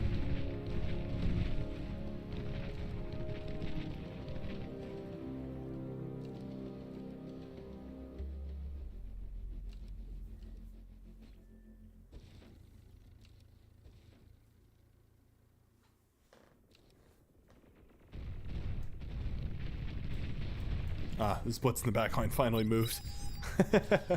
It's been waiting back here for a good long while. That's funny. The pawns over on this side do finally make their move. They're going to reveal themselves. Question is, what are they going to be able to get done? There are a bunch of blitz wreckers that were not reclaimed over on this side of the map. Kind of a bummer. Love to see a reclaimed vehicle or a bot lab even being built and sent on over in that direction so we can eat all those up. Pawns trading decently against the Janus. Not really. Not great. Barely decently. Ticks would probably trade better against those Janus, realistically. They're cheaper to build, and you can run them right up underneath them, and they'll friendly fire quite a lot. Yeah, I think Ticks might be the move here. You have them, you might as well use them. This blitz went down, but I don't know what killed it. Kind of bummed I didn't catch it. Oh, maybe it went down because of the metal extractor. Wouldn't that be just tragic?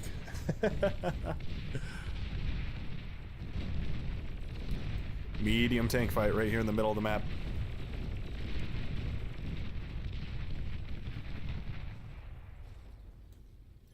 Not bad. Oh, Choice's commander is a little far forward. That's how Threxy got Choice last time too, is his commander was just a little too far forward. He has the Januses. Oh, if he sets him on hold fire. Oh, he set him on hold fire, he knows. Yep, they're set to target the commander. That's exactly what he's going for here. Oh, they're getting gummed up on each other. Oh, they all fire. Oh, he misses with most of them. Oh, no. Oh, that was so close. Choice knew exactly how close it was. He had to dig out like a madman to tear that entire army up. That cloak was magnificent, saving his commander's life. That could have been life or death right there. That was a shot in the dark for Threxy, and he really took it. But yeah, that was real close. That was a dangerous engagement there for Choice. quick thinking to cloak his commander so that those missiles would disengage, and then uncloaking by D-gunning, of course, to shut down as many of those as possible. You can see how many D-guns he discharged in just a second there. A proper stream of T1 units is coming out at this point. Medium tanks are shutting down the bot lab, though. Yeah, there's not much you can do about that. Choice is in trouble here.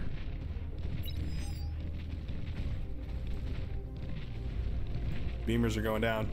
Medium tanks are pushing forward. He does not have the energy to really sustain this too much longer. His commander gets jumped on, and Threxy takes the lead. He takes the 2-0. That's a full W. If I've ever seen one myself. Wow.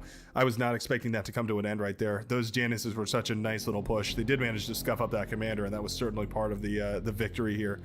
But look at these guys, neck and neck here, and in fact, even coming in with the lead here, Choice having the lead for a large majority of the match. But yeah, he was just able to take it at the very end. Threxy, that is. Very, very nice done. That is a GG right there. Wow. That was powerful. And that is Threxy, going to be our final qualifier.